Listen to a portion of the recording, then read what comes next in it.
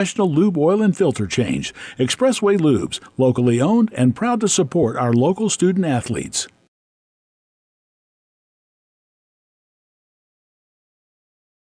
Why should your new floor come from Carpet One? Because we're passionate about the spaces our neighbors call home.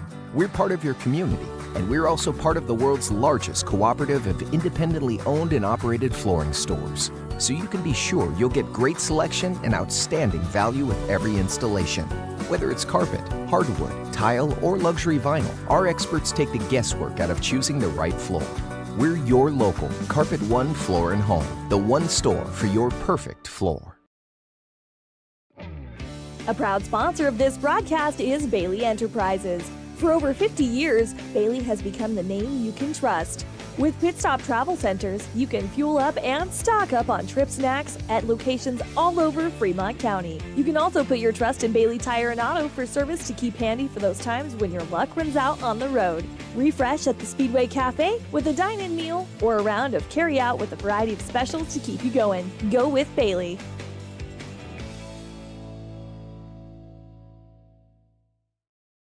Grand Altitude Federal Credit Union is more than a place to bank.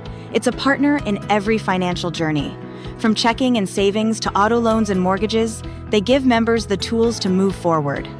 Known for local service and decisions made right here in Wyoming, their team offers trusted guidance every step of the way. Proud supporters of all Wyoming sports teams, they're as committed to the community as they are to their members. Grand Altitude Federal Credit Union, your money. And the Pronghorn, they lost their game. Let me get that up right. I have to call it right up here. They lost their, what the heck happened to my schedule, Jerry? There it goes. Okay. And Farson Eden yesterday, they lost to, Burlington 59-28. So our first game of the morning here at the Bob Carey Memorial Fieldhouse. With me is Jerry Muchmore. A lot of good basketball, Jerry. Yeah, it was a pleasure doing it all yesterday with you. Haven't seen the small school tournament live up close, and there's really good matchups, really good games back and forth, and looking forward to seeing today too. And I tell you, we've got a nice group of St. Stephen's fans already on hand here. We had Jerry and I had a really interesting talk with Matt George, the Lander AD, this morning, and we were talking about that Lander game last night that the Tigers pulled out. Thank goodness they had a big lead there in the fourth quarter because Lyman put on a furious comeback, and Lander ended up winning the game by 4. But he said he was ready to go get some rub-downs for the officials with all the traveling calls they were making. Their shoulders must have been hurting. Yeah, it was. It was a pretty interesting game. Yeah, it was an interesting matchup. Yeah, we're just gonna understand refs are just part of the game and just let it be. And That's right. Talk about it off the air, perhaps. Last night in the game against the Saratoga Panthers, leading scorer for St. Stephen's was Johnny Rogers, who had 9 points, 8 points by Sunray Lopez, 6 points by Jamonte Roberts, 8 points by Clifton Monroe, 2 by Tristan Monroe, and 2 by Stephen Lone Dog Jr. So the Eagles have a different starting lineup today. They're going to go with a junior, Perrion Buffalo, a senior, Sunray Lopez, a junior, Jamonte Roberts, a senior, Tristan Moore, and a junior, Clifton Monroe. That's the starting 5 for St. Stephen's today.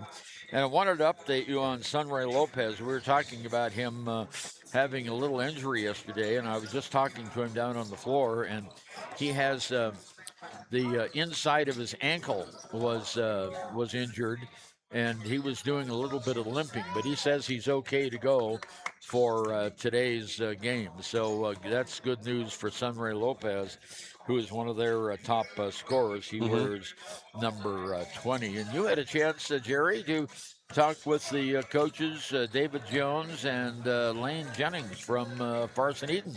Yes, they were kind enough to spend a little bit of time with us. Mr. Jones grew up in the area there. This is his first year coaching the varsity. He has helped out in the middle school before. He came back as a teacher, and he loves the area, and he's proud of his boys. He's kind of said his scoring guy would probably be number 0, Jeffrey Goodwin. Yes, that's right. Yeah. And number 10, Cole Johnson, is their defensive stud, kind of the captain, kind of the leader of the team. But their starting 5 would be Jeffrey, 0, 3, Mason Bear, 10, Cole Johnson, 11, Manny Cruz, and number 21, Eli Shear. Yes. And yeah, they've got some seniors. Obviously, they're kind of spread out there. They've got 4 seniors, a couple juniors spread out. So he feels confident, but he hasn't played this team this year. Right. They haven't played St. Stephen's this year, although he did tell me earlier that he's watched them on video a couple of times. So that'll be interesting. And of course, watching someone on video and playing them in person, quite different. But he knows what he's into because St. Stephen's, like all the schools on the Wind River Reservation, they're a run and gun team, and they love to put it up. And yesterday I mentioned that we had 9 points by Johnny Roberts and 8 points by Sunray Lopez and Clifton Monroe. And the Saratoga Panthers, they were able to keep St. Stephen's at bay yesterday. It was close for a while, and then Saratoga pulled away, and the Eagles couldn't catch up. Yeah, it went back and forth a little bit at first, but Saratoga was the number 1 rated defensive, limiting scoring defense, and obviously Saratoga is a kind of run and gun, and Saratoga was on fire. Yes, they were. They didn't miss many. Their transition was good, and when they didn't get a bucket on transition, they just went back and slowed it down to their base offense. You're listening to the pregame show from the Class 1A Regional Basketball Tournament in Lander on KTAK 93.9, and we will resume with our Hampton Inn and Suites pregame show right after we take this timeout.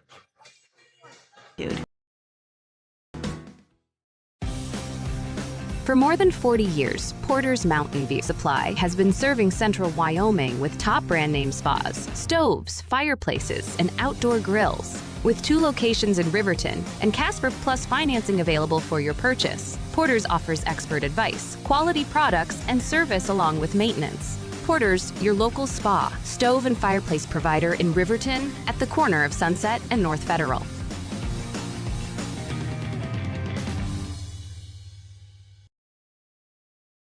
WyoGlass wants to wish all the Lander Valley Tiger teams good luck this year. WyoGlass is locally owned and operated in Lander. They bleed green. Call or stop in today to get a quote on a window or get a quick fix on your window for a rock chip. WyoGlass is Lander. Arapahoe First is proud to support all Fremont County athletes. Just like the hard work you put into every game, we're here for tribal and non-tribal members alike. Wishing every athlete a season of strength and success. Call 307-463-4185 to discover what Arapahoe First can do for you. Head to Nana's Bowling and Bakery in Dubois for Family Fun Night. Now booking parties for all ages and occasions.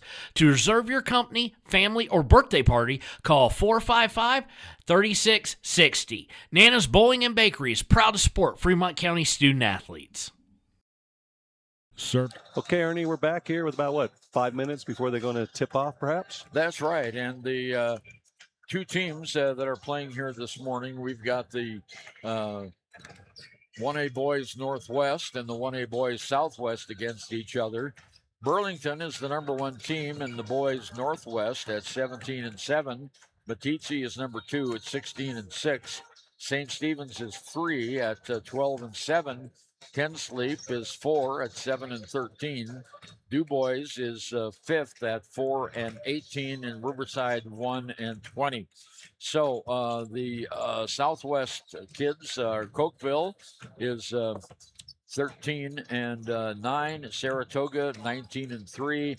Little Snake River 14-6. Farson Eden is 6-15. 6-16, I'm sorry. Fort Washakie 9-11, and Encampment 5-15. But only the top 4 teams went. So we have Cokeville, Saratoga, Little Snake River, and Farson Eden from the Southwest. Burlington, Meeteetse, St. Stephen's, and Sleep from the Northwest. So for the Pronghorns, they've got you mentioned you'd driven by and seen their great football field up there at Farson. They've got a brand new school. It's only been there about 4 or 5 years, I think. So Okay. they have a brand new gymnasium, and their program has really been tough here in the last 5 years. They've been to the state a lot. And matter of fact, they won a state championship here a couple of years ago. So Farson's got some good ball players, but St. Stephen's has the height. Yeah. St. Stephen's has the height and the quickness for today's game. Yeah. I think he was aware of that, Mr. Jones, the Farson coach. He said he used the description that we use, the old school run and gun. Yep. So they're up and down quite fast. Defense isn't always their main forte. Yeah. But both coaches we talked to for the Eagles was surprised at yesterday's outcome, perhaps, and they just said all we have to do is get back to our game. Yeah, because they were out of their game yesterday. Saratoga, of course, they were the number one team in 1A defensively. Very much apparent. They shut the Eagles down. It was very apparent they knew how to play defense, but I think the coach for Saratoga might have been sandbagging a little bit because he underplayed his offense, and his offense was pretty impressive on the transition game. Yeah, when you get a great defense, that opens up the transition for your offense, and they did quite well yesterday. So it's the St. Stephen's Eagles, and we're going to have the Farson Eden Pronghorn this morning, and we'll be back with the start of today's game right after we take this on KTAK 93.9. All of Fremont County for both new construction and repairs. For a bid on your next plumbing project, bring your plans to Service Plumbing, 201 Webwood Road in Riverton. Service Plumbing, proud to support our Fremont County athletes. Men have a way of doing things. A man has his way of eating, of exercising, of keeping his hands warm, and of straightening up. So, when a man faces a serious life problem like divorce, depression, or suicidal thoughts, shouldn't a man have a way to deal with that too? Well, now he does. I'm Dr. Rich Mahogany. Visit me at mantherapy.org. Riverton Blodorn Lumber is proud to support youth sports. Experience the Blodorn difference. Quality products, design, delivery, and expert service. Blodorn Lumber, 1202 North Federal in Riverton. Blodorn Lumber. Your car or truck is an investment. When it needs repairs, you need someone you can trust to do the job right. Take it to Gunners Automotive. They repair all makes and models of cars and trucks, from oil changes to brakes, tires, and more. Gunners Automotive, 856-2288. Your tax pros at 219 East Main Street in Riverton, Wyoming can handle all your tax needs. Whatever your situation, we know what to do. Call 307-856-2256 today to schedule an appointment. H&R Block is open Monday through Friday, 9 a.m. to 3 p.m. Golden Buffalo Jewelry in Riverton knows that sports bring our community together. From Friday night lights to weekend tournaments, they're proud to cheer on our local athletes and support the teams that give us so much to root for. At 407 East Main, you'll find something special for everyone. Timeless pieces, unique gifts, and a selection worth exploring. Stop in, discover the perfect treasure, and know you're supporting a business that supports local sports. Where community and sparkle shine side by side. Call 307-857-2789 today. Take the next step in higher education at Central Wyoming College. Offering 2- and 4-year degree programs in a variety of fields, Central Wyoming College is transforming lives and strengthening communities through learning, leadership, and connection. Another.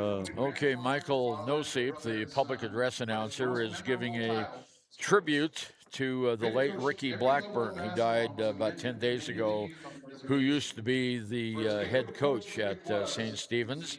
Michael and Blackburn were coaches together, and we're having a moment of silence.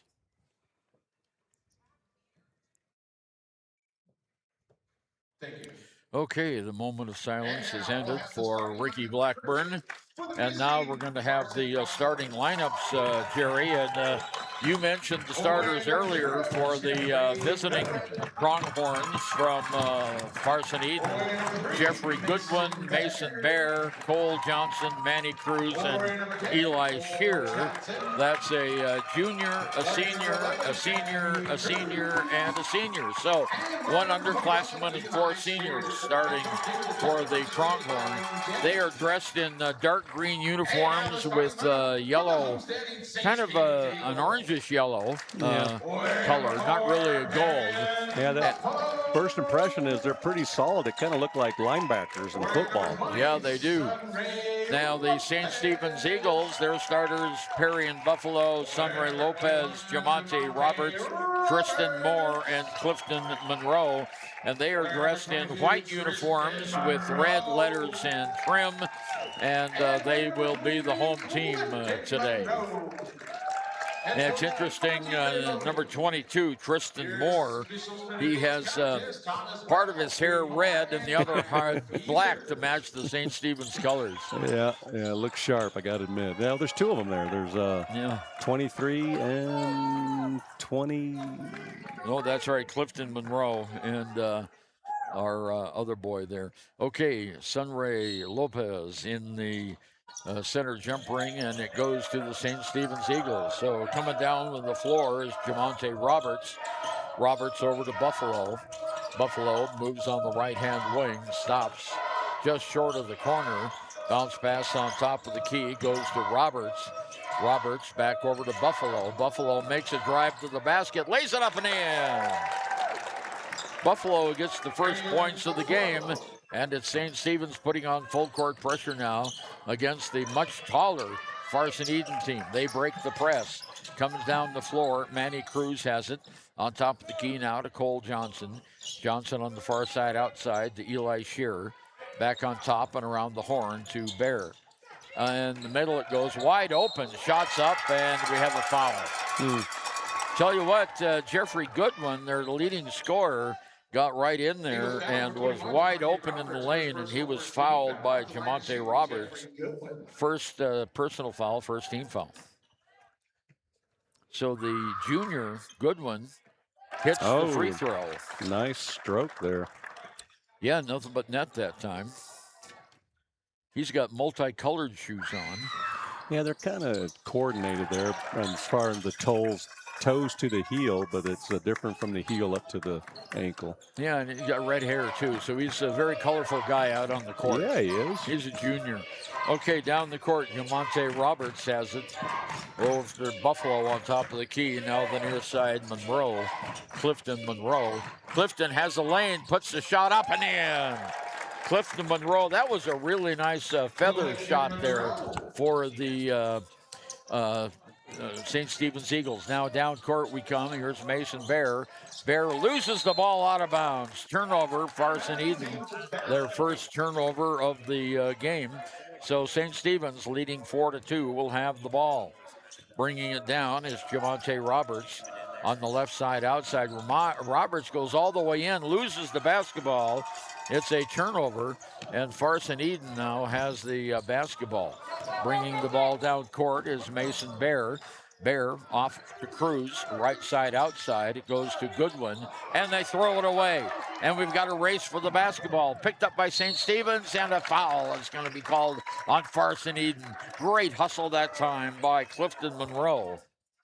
And the personal foul is going to go against Mason Bear, his first team foul. Not a shooting foul, so St. Stephen's has it out of bounds. Monroe to take it out for the Eagles. Stops, there's the inbounds pass. Oh, it gets away and out of bounds, and it'll stay with St. Stephen's. Yeah, a little... Somebody should have jigged, and they jagged, and the ball went where they should have jigged. And there wasn't much velocity on that pass. Just kind of thrown there gently, softly, hoping someone got it. In the corner, Monroe for three. Look at that. Clifton Monroe gets a 3 ball, and St. Stephen's is off and running, 7-2. We've played 1 minute of the basketball game here at the 1A tournament in Lander on KTAK 93.9. Down court is Eli Shearer. His shot for three is up, not good. It goes out of bounds, and St. Stephen's will have the ball.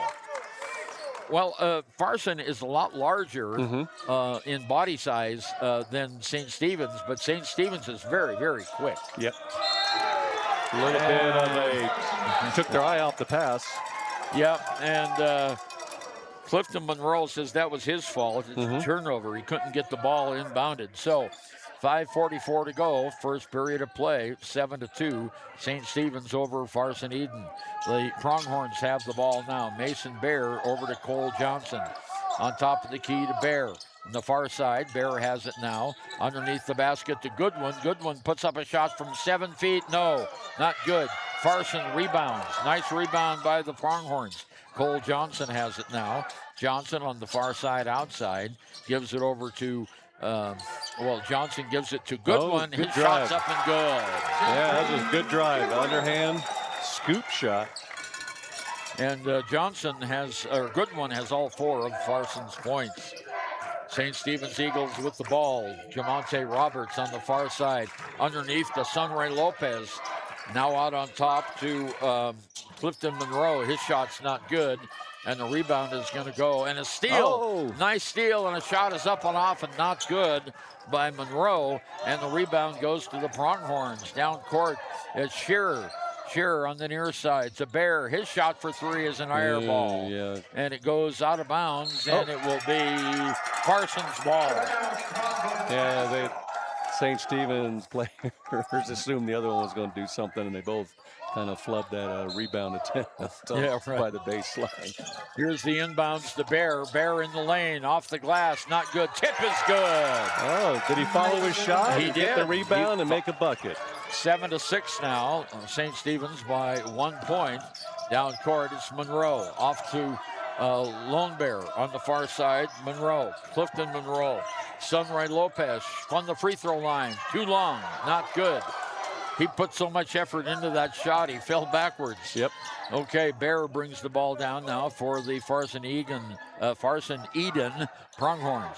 Goes off to Cole Johnson on top of the key. On the right-hand side, the Bear. Now in the middle it goes, and a foul. St. Stephen's commits a foul on Shearer. And is that number 4 with the hack? Yeah, I think that was Perry and Buffalo. They got the foul. Second team foul. First personal foul. Goodwin to take it out for the Eagles. There's the shot up and in. Well, he has all 6, or I'm sorry, has all 8. No, he has 6 of the 8 points of Farson, and Farson takes their first lead. 8-7. Here's Monroe. Shot is short. Hits the front of the rim. Rebound. We have a 2-on-2 break. Underneath Bear. Falls down on the play and gives it off over to Madsen now. Back over to Goodwin. Goodwin at the free throw line. On top of the key, Johnson. Johnson underneath. There's a shot up, off, not good. Rebounded by Sunray Lopez for the Eagles. Lopez off to Clifton Monroe. He brings it in on the left-hand side. Oh, and he loses the basketball, and it's tipped by Farson. Yeah, no over and back. Yeah, so Jamonte Roberts has it now at the free throw line. Spins, shoots, and scores. Jamonte Roberts with his first 2 points of the game. And it goes 9-8 now. St. Stephen's with the lead. Down court, here's Eli Shearer, throws the ball away. Yeah, trying too far to lead his player down there and threw it out of bounds, and it's going to be St. Stephen's ball in the basket. They got a little bit of a press, not much. 2:46 to go, first period of play. St. Stephen's 9, Farson Eden 8. Lone Dog brings the ball, Buffalo brings the ball down court. Off to Clifton Monroe. Drives the lane, shoots, and it's just a little bit short. Sunray Lopez for the putback for 2, and his first points of the game. It's 11-8. Down court, here is Shearer. Shearer underneath the basket. There's a nice hoop by Goodwin. He already has 8 points in the game, 8 of their 10 points. For sure. And a whistle, and we have what? A timeout? A full timeout, and we'll be right back on KTAK 93.9. Visit Lander Gambling. Gambles to make your home feel like new. They will beat any competitor's price. Stop by to speak to one of the sales agents or visit LanderGambles.com. Lander Gambles will help you find the perfect product that fits your budget and lifestyle. Lander Gambles, 420 Main Street, Lander, Wyoming.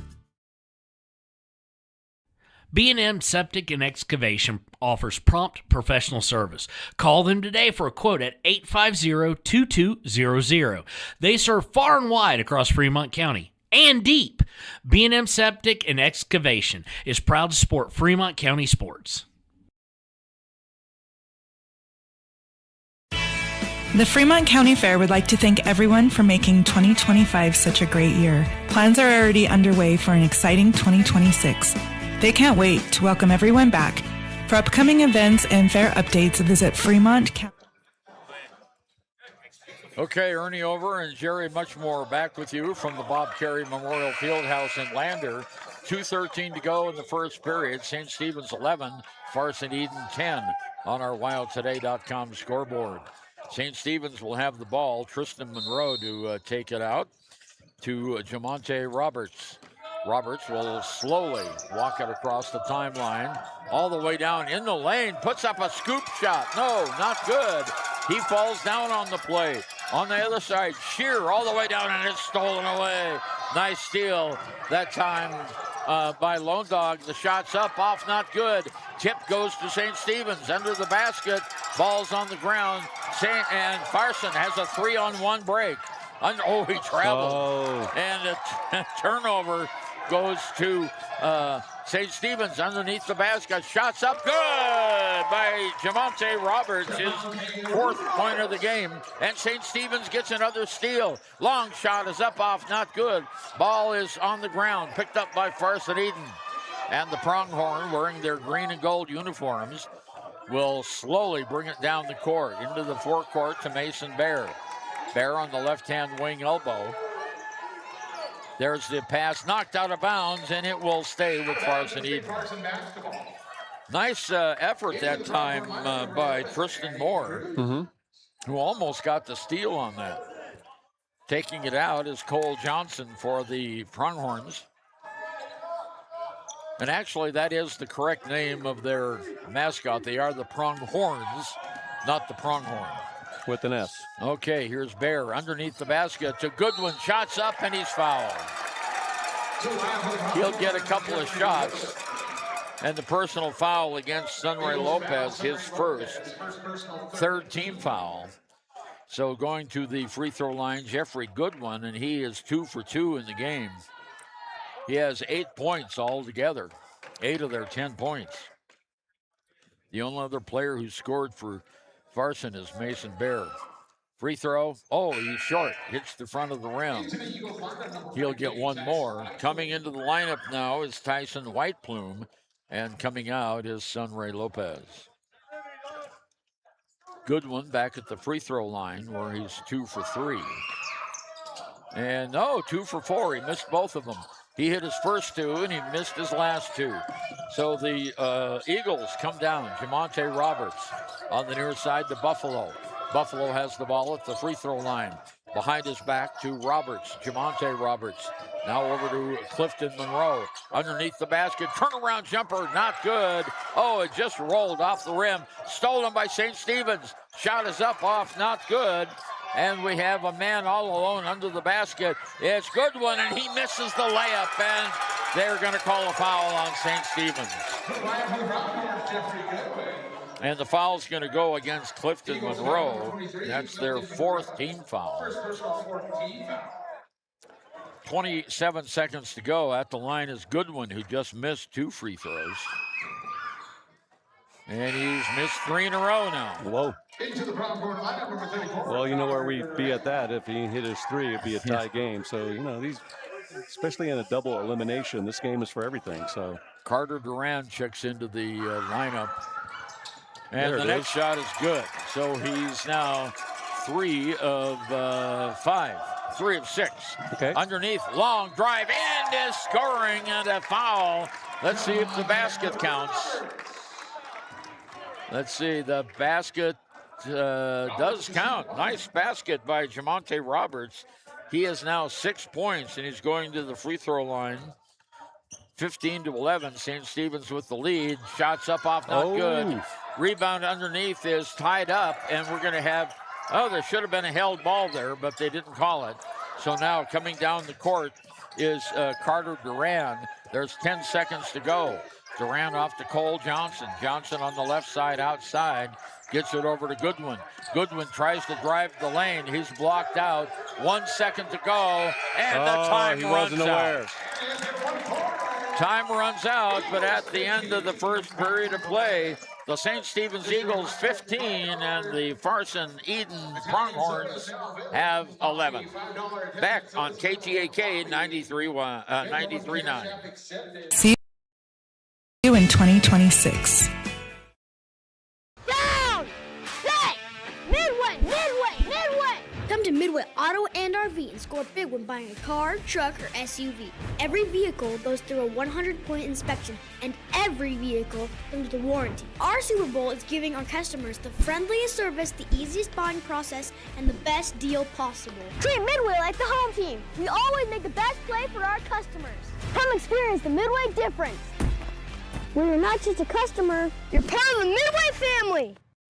Stay at the newly renovated Hampton Inn & Suites Riverton, proud sponsor of all sports teams, home and away. Experience the perfect blend of comfort and convenience with Hampton's top-notch amenities, including a free hot breakfast, complimentary dinner and drinks Monday through Thursday evenings, a sweet shop for snacks and essentials, a pet-friendly environment and an indoor hot tub pool, and a fitness center to keep up with your workout routine. We've got everything you need for an exceptional stay. Reserve your stay now on our website, Hampton Inn & Suites Riverton, where comfort meets convenience.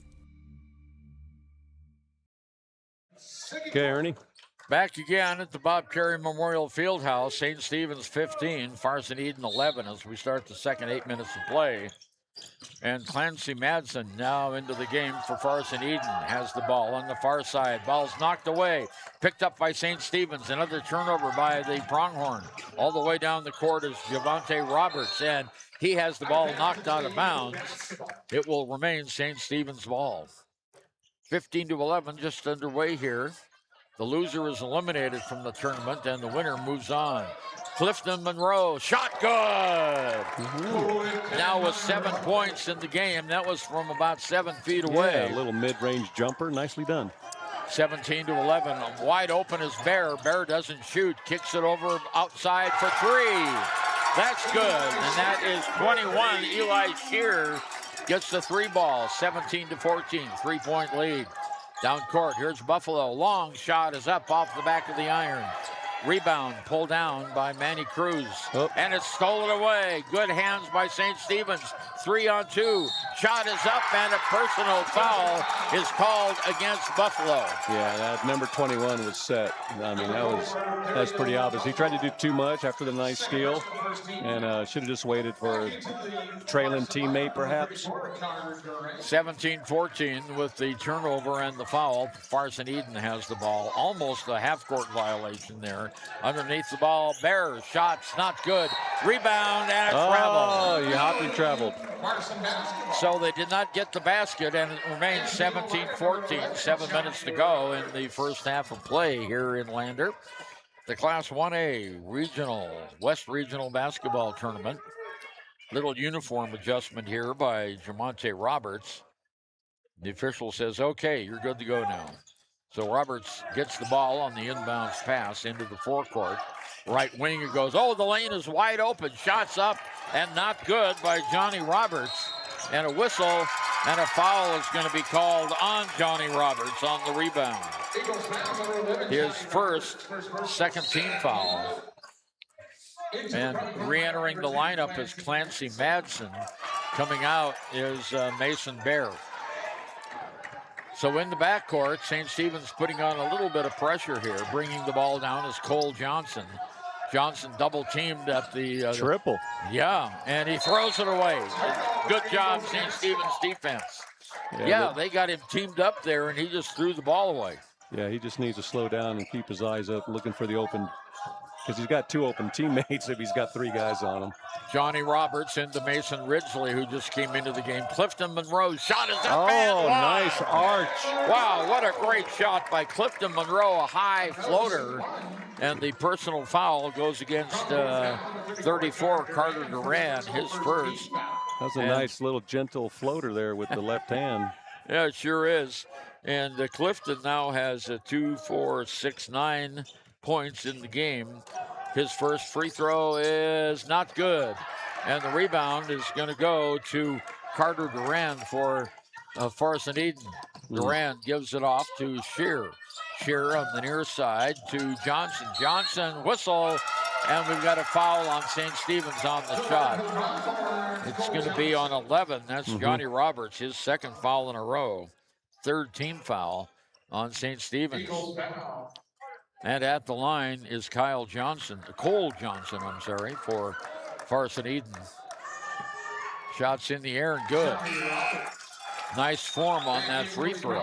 Yeah, minimal dribbling, and just eyeballed that rim. And he's got a little flat arch, but nothing but net. Johnny Roberts comes out of the game for St. Stephen's. Next shot by Cole Johnson. 4-point lead now, 19-16. 19-17, he makes the shot. So St. Stephen's will have it in the backcourt, and we have Stephen Lone Dog Jr. now in the game for St. Stephen's. Lone Dog brings it across the timeline on the far side, goes over to Ridgely, shots up and in and out, not good. It rolled in and then rolled right back out, and we have a foul going to be called on Jamonte Roberts. Fourth team foul. And his second foul. So checking back into the lineup is Tristan Moore. And taking a breather, Jamonte Roberts. Okay, so Farson trails by 3, 19-16. They've got the ball going right to left on the floor here at the Bob Carey Memorial Fieldhouse. Down court is Manny Cruz. Cruz from the corner. Shot's not good. Rebounded by St. Stephen's, and a held ball on the rebound. And that time, Tristan Moore put the ball all the way down near the floor, and he was tied up immediately. St. Stephen's has the ball, though, on the alternating possession. Coming down is Tristan Moore. Gives it off on the far side. Monroe has it. Stops. Throws over to Lopez. Lopez takes a shot. Oh, good. Nice little jumper there. 21-16 now. 5:40 to go. First period of play. Down court, Mason Bear. 3-ball from the corner is an air ball. Pulled out of the air by the Eagles with the ball, and they throw it away. Another turnover. Underneath the basket. Shots up. Oh, it's not good. Rebound. Tip is good by Bear. So it goes 21-18. St. Stephen's still with the lead. Down court now, Tristan Moore. Tristan Moore with the ball on the right-hand elbow. Drives to the free throw line, shoots, and it's off. Not good. No one underneath for St. Stephen's, and Farson comes away with the rebound. Underneath, Goodwin shoots and is fouled. I think that's Sunray Lopez that got the foul. Yeah, he's a little disappointed because he got a clean block with his arms with a shot for sure, but I think he got him with his body. It was Tristan Moore actually with the foul. Oh, really? Okay. Yeah, it was a good block. It was a good block then. It was a good block, yeah. So Goodwin at the free throw line, he's got 9 points. And the free throw is good. He has 10 now. Into the Eagles lineup. Okay, coming back in is Buffalo. Coming out is Ridgely. Coming out now is Tyson Whiteplume. And let's see, we had going back in for is Clifton Monroe. Next shot is up, and it's not good. Rebound goes to St. Stephen's. Tyson Lombert Jr. with the rebound. Long pass down court to Clifton Moore. Now on top to Buffalo. Buffalo outside, tries a 3-ball, just misses. Rebounded by the Eagles, and that's Sunray Lopez. And he gets the basket, and the foul goes against Eli Shear, his first, team second. So Lopez goes to the line. He is first free throw attempt here. Has a little injured ankle. Shot is up, off, not good. Rebound pulled down by Farson Eden. Jeffrey Goodwin brings it down. On top of the key, goes over to Johnson. Johnson left side outside to Nielsen. Nielsen cross court now to Mason Bear. Bear on top of the key, gives it back to Johnson. Johnson moves to the right-hand side. Stops, ball's taken away. 2-on-1 break for St. Stephen's. Tyson Lone Bear lays it up and in. Nice little speedy break there. 4:15 to go in the first half, 25-19. Farson Eden comes back down, looking for points. Johnson has it outside the arc. On the corner, no one on him. Clancy Madsen, his shot's not good. Rebounded by Clifton Monroe. Long pass down court, but they're going to pull it up. Here's Clifton Monroe, whistle, and player control foul. It's going to go against the, that was 23. Yep, that's 23. Clifton Monroe. Yeah, number 2 for the Pronghorns was set very nicely in the key there. Yeah, he sure was. 3:54 to go, 25-19. St. Stephen's by 6. Farson Eden bringing the ball down court on the near side. It's Madsen, almost lost the handle on it, traveled. 10th turnover by Farson Eden. Tell you what, I like those shoes that Jeffrey Goodwin has on. Those are really colorful. Yep. About 3 or 4 different colors on those shoes, mostly teal. Yep. Okay, here comes Buffalo for the St. Stephen's Eagles, and a blocking foul going to be called against Cole Johnson. Yeah, number 10. And that's their 3rd team foul. Number 10, Cole Johnson. Not a shooting foul, so Clifton Monroe to take it out of bounds for the Eagles. Checking back in, Manny Cruz for Farson Eden. Coming out is Clancy Madsen. Inbounds pass to Tristan Moore. In the middle, underneath, Lone Bear Jr. lays it up, and it's not good. Rolled right off the side, and it's knocked away, but picked up by Farson. Yeah, and double a foul, dribble. double dribble. 11th turnover by the Pronghorns. 3:22 to go, 25-19. St. Stephen's has the ball out under the Farson basket. Clifton Monroe in, has the ball knocked away, but it's picked up. Monroe for 3. No, not good. Lone, and we should have had a held ball that time. Another double dribble. But another double dribble. So the basketball gods give the ball right back to St. Stephen's. And we have timeout by David Jones, the Farson coach, and we'll be right back on KTAK 93.9. Since 1964, Valley Lumber and Supply has been more than a hometown hardware store. They've been family. From weekend projects to big builds, they've got you covered with free delivery and a team that cares. They're proud supporters of our local sports teams. Visit valleylumbersupply.com, where hometown pride builds strong projects. This season, celebrate safely. If you're raising a glass, please don't get behind the wheel. Plan a ride, call a friend, or stay the night. From all of us at White to you, happy holidays. And please, don't drink and drive. Yeah. Okay, Ernie, we're back here. 25 St. Stephen's, 19 Farson Eden, 3:14 to go until halftime. And Jerry and I were just talking that the most physical team out here is Farson Eden, but the smaller, faster team is St. Stephen's, and they've put that speed to good use. Yep, for sure. St. Stephen's has the ball. Here's Buffalo with it now on top of the key. Moves over to the left-hand wing. Drives halfway between the 2 lines. Bounce pass to Lopez. Now back over to Clifton Monroe. He drives the baseline, can't shoot. Back out to Lopez for 3. It's just a little off, not good. And we have a foul on St. Stephen's on the rebound. What, is he going to call it on 23? Yeah, 23 or 22, I'm not sure. It goes against Clifton Monroe. That's his 3rd. I think on that rebound he didn't have position, so he was trying to punch it to one of his teammates and no luck. Yeah.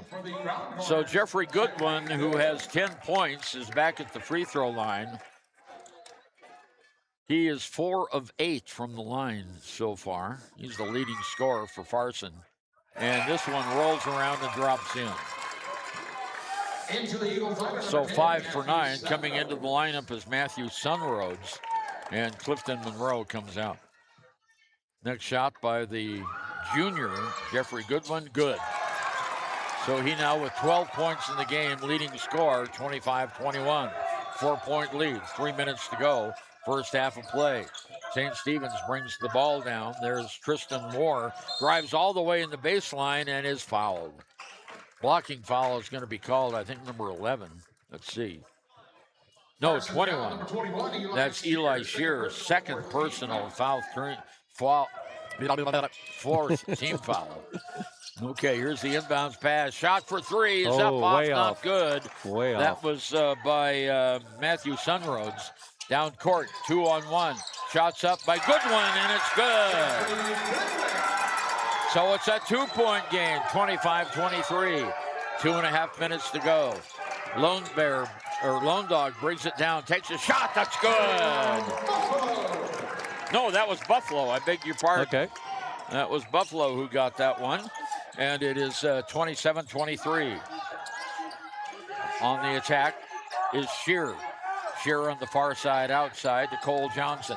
Back at the free throw line to Shearer. Back to Johnson at the baseline. Kicks it outside. Traveling call. 13th turnover by Farson Eden. 2:02 to go, first half. St. Stephen's by 4, 27-23. The winner lives on and plays tomorrow morning. The loser is out of the tournament. So big game here for both teams. For sure. Tristan Moore down court. Underneath the basket, nice Sunray pass. Lopez whistle, he traveled. Wow. I don't think he did much. He may have just shifted his pivot foot just a tad, but it wasn't much of a travel. No, it wasn't much of a travel, but it's the fourth turnover by St. Stephen's compared with 13 for Farson Eden. Here's Mason Bear for the Pronghorns. He goes all the way down on the baseline, can't shoot. Kicks it outside to Shearer for three. No, not good. Ball rolls out of bounds, and it rolls right off of St. Stephen's. Down there trying to get the ball was Matthew Sunroads, and it went right off of him and out of bounds. So Cole Johnson now for Farson Eden brings the ball in. Here's a drive by Shearer. It's up off, not good. Tip goes to St. Stephen's. St. Stephen's has had a 3-on-2 break. And he throws it away. Fifth turnover. Passed it right to him in the key. That's your pet peeve there, that little bounce pass in the key. That's right. All the way down. Shots up and good. Good left hand. Johnson. Cole Johnson, it's a 2-point game with 70 seconds to go. And a timeout called by St. Stephen's. We'll be back in 30 seconds on KTAK 93.9. Live from the Pepsi Wild Cherry Aisle. Carol, can you hear us? Steve, I've never seen anything like this. The bold, refreshing, and bursting with cherry deliciousness of Pepsi Wild Cherry is, well, let's just say everyone is getting wild. Getting wild? That's right, Steve. There's dancing, binge-watching, and is that a slip and slide? They're really putting the wild in Pepsi Wild Cherry, and this on-the-scene reporter can't wait to pop, lock, and drop it. Pepsi Wild Cherry. Go ahead. Get wild. Okay, Ernie, we are back. Well, we have just 69 seconds to go here in the first half. St. Stephen's leads by 2, 27-25. Coming into the game now is Jamonte Roberts for the Eagles. And let's see, setting down. Who sat down? Clifton Moore was over there. It was Johnny Roberts who sat down. Hey, look at this. Pronghorns are doing a full court press here. Pronghorns doing the press. St. Stephen's breaks it, bringing the ball down as Jamonte Roberts all the way on the right-hand wing, gives it off to Buffalo. Buffalo makes a drive to the baseline, stops, and a player control foul, I think, is going to be called on 20. Yeah, on Sunray Lopez. Yeah, he was moving when he set that pick there and crashed right into the Pronghorn player, so they had to call it. Farson Eden can tie or take the lead on this possession. Long pass down court underneath Goodwin, lays it up and in. Jeffrey Goodwin ties the game at 27. 40 seconds to go here. Underneath the basket, shot is up and no, but there's a blocking foul on Farson Eden. I think Goodwin gets this one. Yeah. No, it's number 10. Yep. No, number 2, I'm sorry. Clancy Madsen gets the personal foul. 5th team foul at the free throw line is Jamonte Roberts. He has 6 points in the game, now 7. St. Stephen's gets the lead right back, 28-27. 36 seconds to go here, first half. Roberts misses the second one. And the rebound comes away to Manny Cruz. Underneath to Goodwin. And that is a player control foul against Goodwin. No doubt about that one. his first personal foul, and that's the 5th team foul of this period. Okay. Both teams with 5, Jerry. Yeah, maybe not a full court press, but they're manning up in the backcourt. Here comes Lone Dog Jr. Long pass down court. Lone Dog gets it back, shoots, and it's not good. Rebound by Lone Dog by Lopez, no good. And the ball is taken away with 18 seconds to go. And there's the knocked out of bounds by Buffalo. Nice hustle by Buffalo. 14 seconds to go. St. Stephen's leads 28-27. Taking the ball out of bounds is Shearer. He brings it into Cole Johnson. Johnson quickly to the left wing. Back to Shearer. Shearer in the corner. 6 seconds to go. Goodwin under the basket. Shoots. Not good. St. Stephen's gets the rebound with 1 second. The shot, no, not good. He traveled. Yeah, that's halftime. Halftime and the score. St. Stephen's 28 and Farson Eden 27. A little bit of action right there after the buzzer. Now they're going to, because there's like a 1 second. There's less than 1 second, so 0.6. Oh, they put 0.6 Yeah, when he on. blew the whistle, yeah. Clogged drains? Top Priority Drain Cleaning's got you. Fair prices, top service, and a lowest price guarantee. Show any past price, and they'll beat it by 5%. Call Top Priority now at 307-709-CLOG. They would like to wish all the Fremont County teams good luck this year. Dos Solitos is proud to support Fremont County sports teams. Enjoy bold Mexican flavors that'll have your taste buds shouting, "Olé!" Follow them on Facebook, Instagram, and TikTok for updates on events and food truck locations. Warm Valley Health in Fort Washakie is a full-service medical provider. With integrated care teams, you're always able to reach someone in your medical team. Warm Valley Health provides primary care, nephrology, podiatry, optometry, pharmaceutical, along with other services. New to Warm Valley is pediatrics and OB care. Walk-ins are welcome. That's Warm Valley Health, located at 29 Black Coal Drive in Fort Washakie. Call today, 307-332-7300.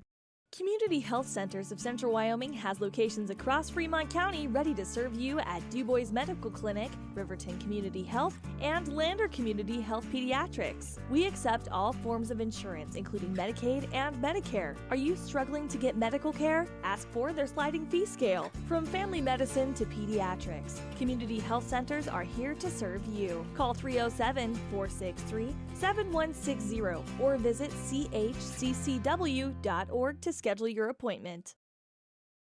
Life moves fast, and Range Internet is your high-speed partner. From working the ranch, running your business, or just out having fun. $80 1-gig internet from Range keeps you going at life speed. Fast and reliable service, all backed by local experts with the latest in online security. Only $80 a month, with no contracts and no phone lines required. Don't just follow the herd. Lead the way. Visit range.net and discover how $80 1-gig internet can help you live your West life. Discover Thermopolis is proud to stand with our Bobcats. From local attractions to hometown pride, there's always something to cheer about here. Discover Thermopolis, celebrating our community and rooting for the Bobcats all season long. Okay, Ernie, we're back here halftime with about 8 minutes left.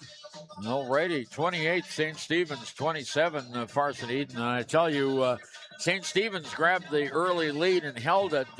Farson's only had one lead in the game. But St. Stephen's here at halftime holding on by 1 point. And we've got two different styles of basketball. For sure. St. Stephen's is the run and gun, and Farson Eden is working into the paint. Yeah, very deliberate. Their big guy there, number 0, Jeffrey Goodwin. He's only a junior. Yeah, the junior. He's their main scorer. I think he's got half the points, 12 or. No, he's got 16. Wow, 16. So 16 of their 27 points. Yeah. Yeah, so he's their top gun. He's got good position. He's got good skills. When he gets underneath the rim, he's very creative with the over the head, reverse. He knows his placement underneath the basket when he's jumping around on different angles. But he is a little bit shorter, so I mean, the Eagles' height there does do some redirecting of where he wants to go. But he's good at getting fouled. He's pretty smart. He's 6 of 10 from the free throw line, and has 5 field goals. So 16 points in the game for the junior Jeffrey Goodwin. Then we go down 4 points by Cole Johnson on a basket and 2 free throws. Mason Bear has 4 points in the game on 2 free throws. And Eli Shear has 1 tray for 3. For the St. Stephen's Eagles, right now we've got Clifton Monroe with 9 points. He has 1 tray and 3 field goals. 7 points in the game by Jamonte Roberts. 3 field goals, 1 for 3 from the free throw line. 6 points by Sunray Lopez, all on field goals. He's 0 for 1 from the line. Perrion Buffalo has 4 points on 2 field goals. Stephen Lone Dog Jr. has 2 points on 1 field goal. Only 5 turnovers for St. Stephen's in that first half, compared with 13 for the Farson Eden Pronghorns. Right. Tell you what, that's St. Stephen's quickness. They're just darting around the floor and stealing balls left and right. Yeah, and they do have a little nice set play with their big tall guy there, number 20. And he posts up there, and then if they're cutting really sharp and quick to the rim, he has no problem dishing off an assist. Yeah, I mean, you just think he's the tallest guy there close to the basket he's going to shoot. But he looks for his guys, and if they're cutting sharp and quickly, he has no problem doing a little underhand dish for them to make the basket. So well-rounded players. Everything's running fairly smooth. It's a close game. I think they both know that this game is everything. They don't want to go home. They want to play one more day. This is the first of 2 games on KTAK this morning. Coming up at 11:30, we'll have the Dubois Lady Rams against the Saratoga Lady Panthers. Yesterday, it was Little Snake River beating Dubois in a huge come-from-behind effort in the second half, 54-43. And Saratoga lost to Burlington 48-25. And that's coming up right after this St. Stephen's and Farson Eden game here at the field house in Lander. The Class 1A West Regional Tournament. You've got to have 2 wins to get the state, and we're getting closer to that. Well, actually, no, 3 wins to get the state. So St. Stephen's looking for the first win here.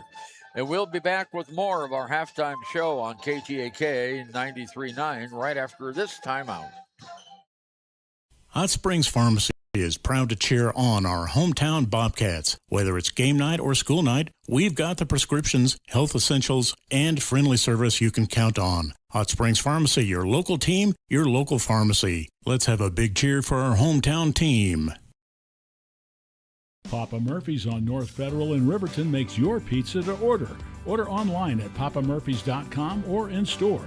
Delicious, fresh-made pizza just the way you want it. Papa Murphy's is a proud supporter of our local Fremont County student athletes. High Plains Power is a Touchstone Energy cooperative. What does that mean for you as a Rural Electric Association member? It all comes down to 7 principles: open membership, one voice, one vote, member benefits, independence, education, cooperation, and community. To understand how it all works, we're headed back in time.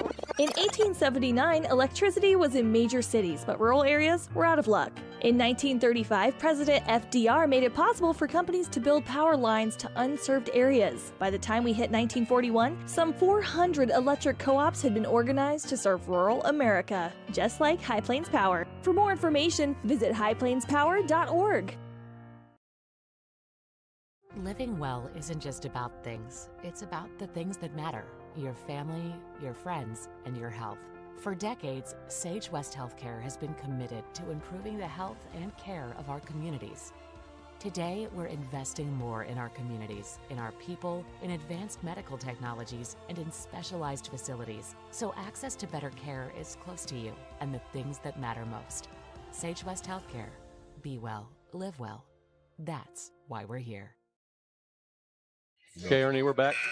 Okay, just about 2 minutes left in halftime, and the St. Stephen's Eagles with a 1-point lead over the Farson Eden Pronghorn here at the Bob Carey Memorial Fieldhouse, and it's 28-27. And we're just talking about the dynamics of these two teams, why Farson Eden is much larger in size, but the Eagles are a lot quicker. For sure.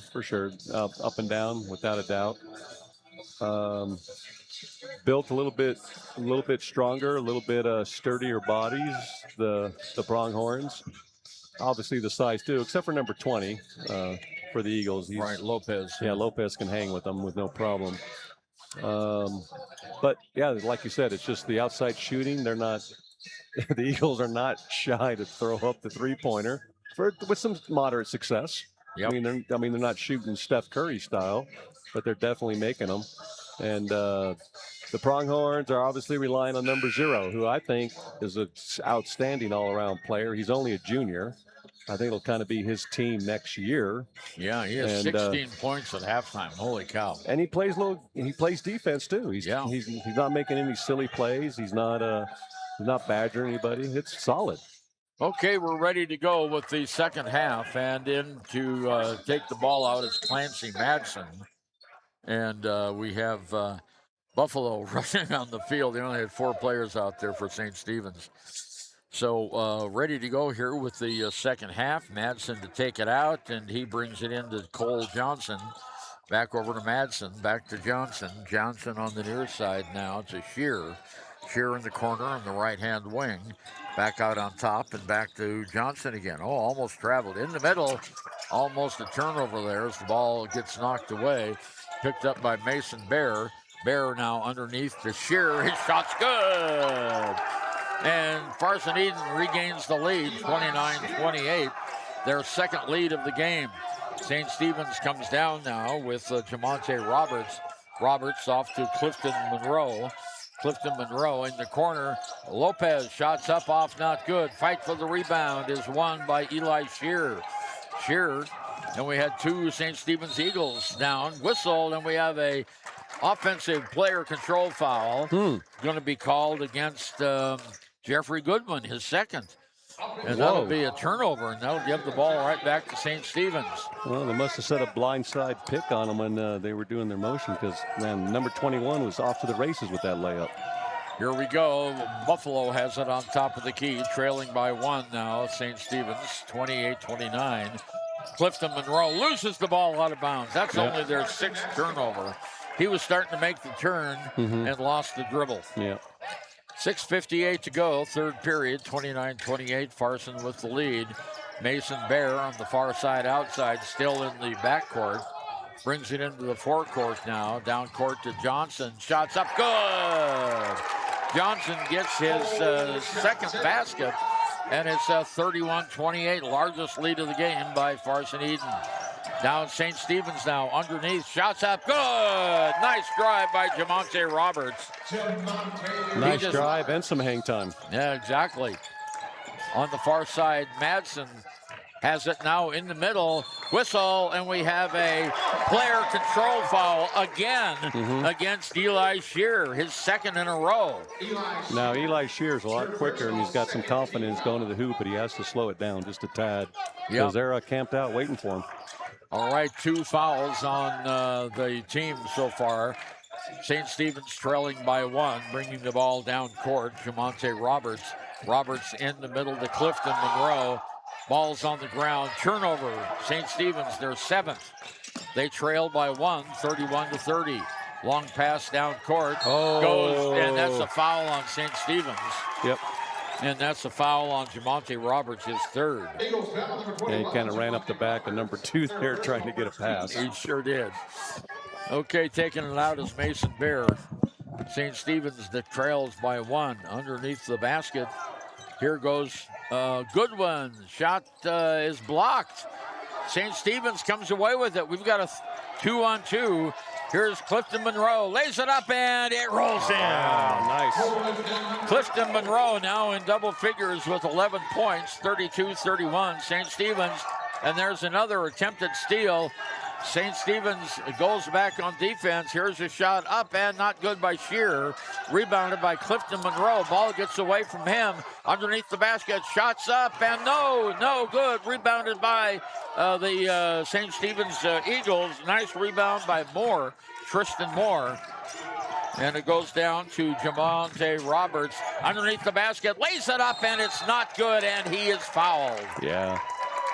He got pushed to the ground, and personal foul. That's Shearer. That's his 4th foul, 3 in a row. Well, he had those not out of control, but he had those drives where he was going to the hoop, and they were set up for the charge on him. So he needs to slow it down just a tad, a little bit better body control, and he'll be fine. Jamonte Roberts misses the first free throw. It's a little too long off the back of the iron. And coming into the game now is Mason Ridgely. And coming out of the game is Tristan Moore. Okay, another free throw here for Jamonte Roberts. Eyes the hoop. And it's not good. The rebound goes to Farson Eden. Farson trailing in the game. St. Stephen's 32, Farson Eden 31. Long pass down court. Underneath, all alone, is Cruz. His shot's not good. Rebound, not good. St. Stephen's comes away with a rebound, and here they go, 2-on-2. Down court, underneath. Oh, there's Roberts. Turnaround jumpers, no good. And it'll go to Farson. No, they're calling a foul on Farson. Yeah, I think it was a big guy, 34. Yeah, he gets his 2nd personal foul. I tell you what, that time, Jamonte Roberts should have taken the shot. Yeah. He was wide open. But he passed it off, but they still have the ball and the lead by 1. Okay, Clifton Monroe out of bounds. Here's the inbounds pass to Ridgely. Back to Monroe for 3. It's good! Wow, okay then. His 2nd 3 of the game. St. Stephen's 35. Farson Eden 31. Underneath the basket. Here's a shot up and good for 2 points by Jeffrey Goodwin. His first points. He has 18 now. 35-33. St. Stephen's Clifton Moore brings the ball down court. He's on the right-hand wing. Cross-court pass to Lone Dog Jr. Lone Dog behind his back to Buffalo. Buffalo makes a drive to the basket. Shoots. No, not good. Rebound goes to Farson Eden. Oh, that was a double dribble. They didn't see it. Yeah. Mason Bear they're going to almost had a 10-second thing. Here's the big guy from the corner for 3. No, not good. That was Carter Duran.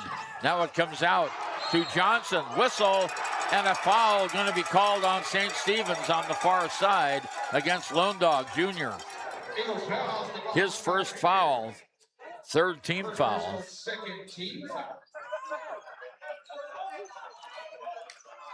Okay, St. Stephen's on defense now. Goodwin takes it out on the near side.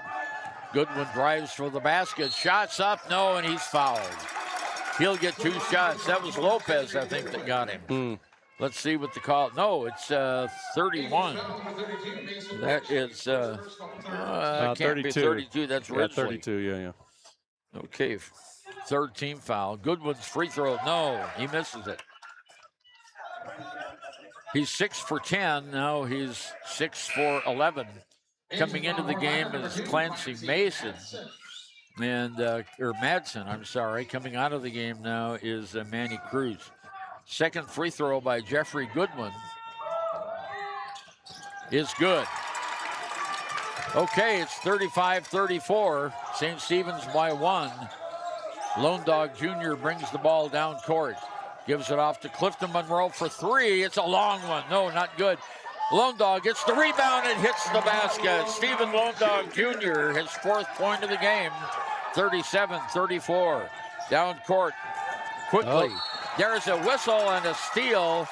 They're going to call Lone Dog with a personal foul, his 2nd. Got him on the arm. Yeah, reaching in. And that is the 4th team foul. Both teams with 4.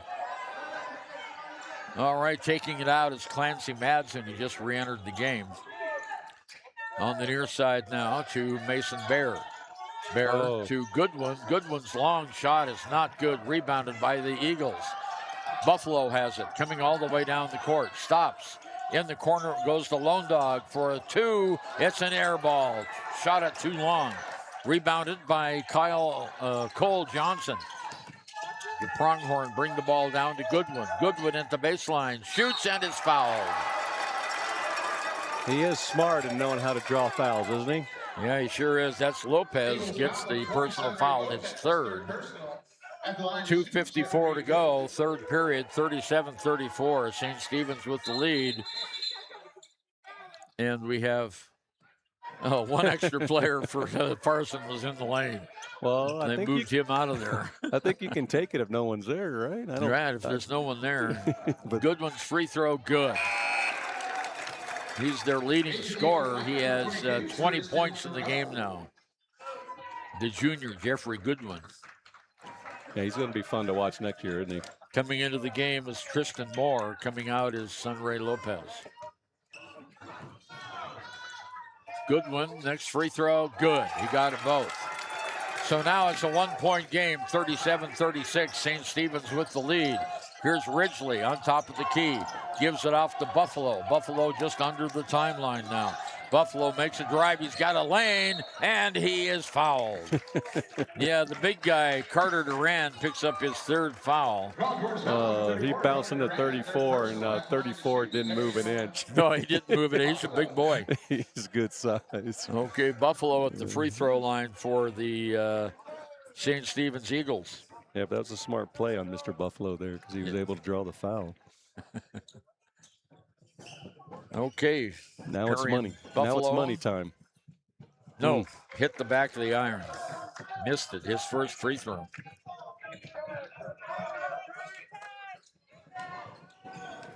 Buffalo readies the second one. This one rolls in. So he gets one of two, and it's a 2-point lead. 2:42 to go in the third. 38 St. Stephen's, 36 Farson Eden. Pronghorns bring the ball down the court. Here's Mason Bear. Lost it out of bounds because it was knocked out by St. Stephen's. Taking it out now is Cole Johnson under the St. Stephen's basket. Johnson gets the ball. There's the inbounds pass to Duran, and he scores his first points of the game, and we're tied at 38. I don't know if he called the bank, but that's what happened. That's right. Underneath the basket, here's Ridgely. He gives off on the near side now to Moore. Under the basket. Nice drive. Whistle, and a player control foul on St. Stephen's. It goes against Tristan Moore. Yep. I don't think there was any doubt about that one. Yeah, he was a little bit out of control. He thought he could split the gap there between the players, but they closed it down on him. Okay, 2:18 to go third. We're tied at 38. First time these two teams have met this season. Farson Eden brings the ball down the court on top of the key. Underneath the basket. Good one for two. And St. Stephen's falls behind now by 2, 40-38. Eagles come back down the court around the side. Here's Clifton Moore. Lays it up and good. Clifton Moore makes it good for St. Stephen's. He's their leading scorer. He has 11, 14, 16 points in the game. In the middle of the lane, here's Bear. Bear shots up, not good. Rebound goes to St. Stephen's. They've got a 3-on-3 going. Underneath Ridgely for two, and he gets it. Wow, what a nice step back floater. I don't know how he did that. That was impressive. That was Mason Ridgely, 42-40. St. Stephen's with the lead again. We're down to a minute and a half to go in the third period. On top of the key, Johnson, whistle, and a foul on Farson. No, foul on 22. That's Tristan Moore. That's his third. And that'll put the big guy, Carter Duran, and I don't mean that in a derogatory way. He's the biggest Farson player out there. Oh, yeah, he's definitely defensive end, offensive tackle size. I mean, he is strong. We're going to do the shoe update on the free throw line. I like him. They got blue on the bottom. He's got some yellow and some orange Nike swoosh. He missed the first free throw, and he got the second one. So it's a one-point game, 42-41. 69 seconds to go, third period. Here comes Ridgely all the way down, off the glass and in. Second one in a row for Ridgely, and it's 44-41. 67 seconds to go. Down court for Farson Eden is Johnson. Johnson on the far side. Loses the basketball, but it's picked up underneath. Shots up by Bear, not good. Rebound out of bounds, and it'll go to Farson. Ridgely was there for the rebound, but it went off his hand. Yeah, good hustle by Mr. Goodwin there. Okay, 52 seconds to go in the third. St. Stephen's 44, Farson Eden 41. Inbound stack on the free throw line. Oh, and they threw it away. Little errant there on the sideline. Yeah, that's the 14th turnover. They've only had one turnover so far here in the period, so they're doing much better. Okay, St. Stephen's with 45 seconds. There's a long three ball. Just missed off the back of the iron by Clifton Monroe. Here comes Goodwin down now for the Farson Egan. There's a long shot by Bear. That's good for three. Mason Bear gets it in. Farson up by 2. There's a shot from the corner and a foul on Farson Eden's Duran, his 4th. Yeah, he's shooting 2 there. Yeah, it'll be a 2-shot foul, and going to the line is Tristan Moore. Yeah, number 34 for the Pronghorns, Mr. Carter Duran. Yep. He's only a sophomore there, so he's got some time to do some growing there, and I think he's going to be a heck of a player here in these next couple of years. Tristan Moore at the line hits the front of the rim. Not good. He hasn't scored in the game. We're all tied at 44. 26 seconds to go the third period. This one's a dandy here in Lander this morning at the 1A Regional. Next shot, good. So he puts St. Stephen's back out on top, 45-44. 25 seconds to go. Bringing the ball down court is Johnson, still in the backcourt. Gets it over to Bear. Bear on the right-hand wing in the corner. Pops it back over to Johnson. Johnson back to Bear. Bear tries to move in at the line. Now it goes off to Goodwin. Ball knocked away. Goodwin shoots. It's in and out. St. Stephen's gets the rebound. 2-on-1. 3 seconds. 2 seconds. The shot is up and not good. Off the rim. Boy, I thought Buffalo should have taken that himself. But he passed it off, not being selfish. And that's the end of the third period of play. And after 3, St. Stephen's 45 and the Farson Eden Pronghorn 44. Back with the final 8 minutes of this exciting game after this on KGAK 93.9. You need an oil change, but you don't have a lot of time. Expressway Lubes on South Federal in Riverton and Highway 789 in Lander provide a fast, professional lube, oil, and filter change. Expressway Lubes, locally owned and proud to support our local student athletes.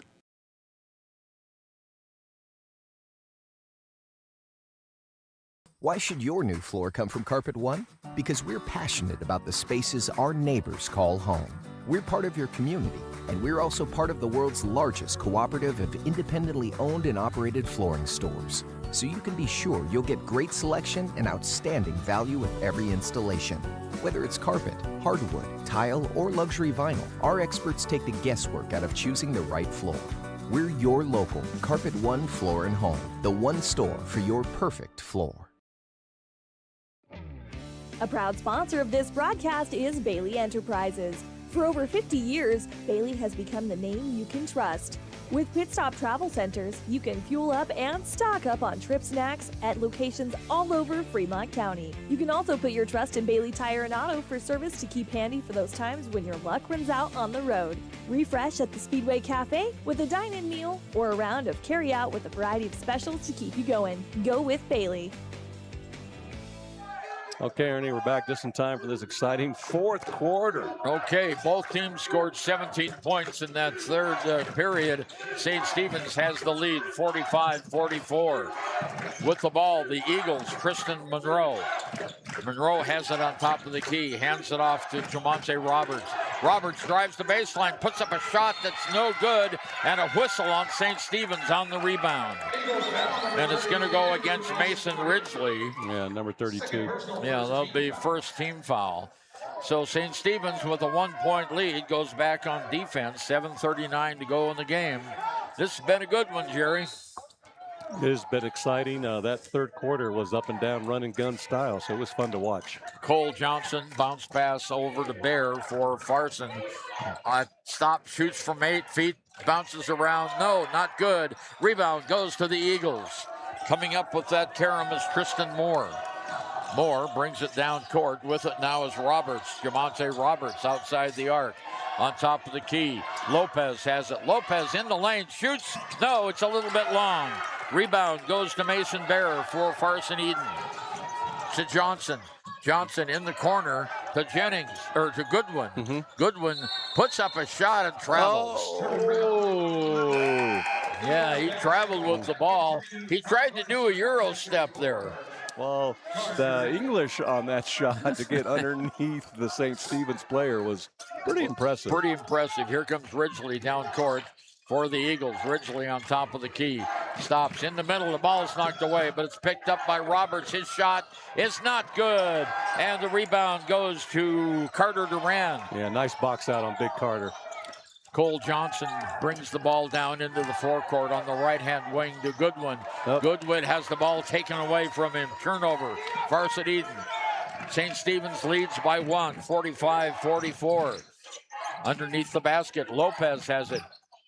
There's a shot by Monroe. Up, off, not good. Same team. Don't turn it over here, guys. They've got a double team now. Farson Eden gets the ball down court to Bear. In the corner, it goes to Goodwin. Drives the baseline. Underneath. Oh, and a foul is going to be called on St. Stephen's on the block against Carter Duran. Is it number 20? Who do they call it on? It was Jamonte Roberts, his 4th personal foul. Whoa. All right, so at the free throw line, Carter Duran, who's 1 for 2 from the line and has 3 points with 1 basket. Shot's good. Tell you what, the sophomore is making a name for himself here, Jerry. You know, I like his style. Yeah, if he keeps growing with his partner there, Mr. Jeffrey Goodwin, they do a little workout this off season. He gets both, and we have a tie game at 45-45. Lone Dog Jr. comes out. Buffalo comes back in for the Eagles. Yeah, that's actually a 1-point lead for Farson there, Ernie. 46-45. Oh, that's right, 46-45. Farson with the 1-point lead. Here's Buffalo on the far side outside. Gives it off to Monroe. Monroe, backhanded layup is not good. Farson gets the rebound. Long pass down court. Goes to Johnson. Johnson on the near side. Goodwin. Goodwin moves to the baseline. Tries to move in. Underneath the basket. The ball gets away. St. Stephen's picks it up. Turnover. Farson Eden.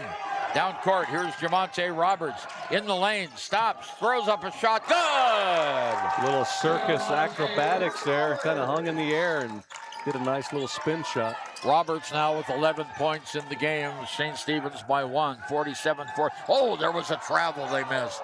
The St. Stephen's fans knew that one. They were all yelling.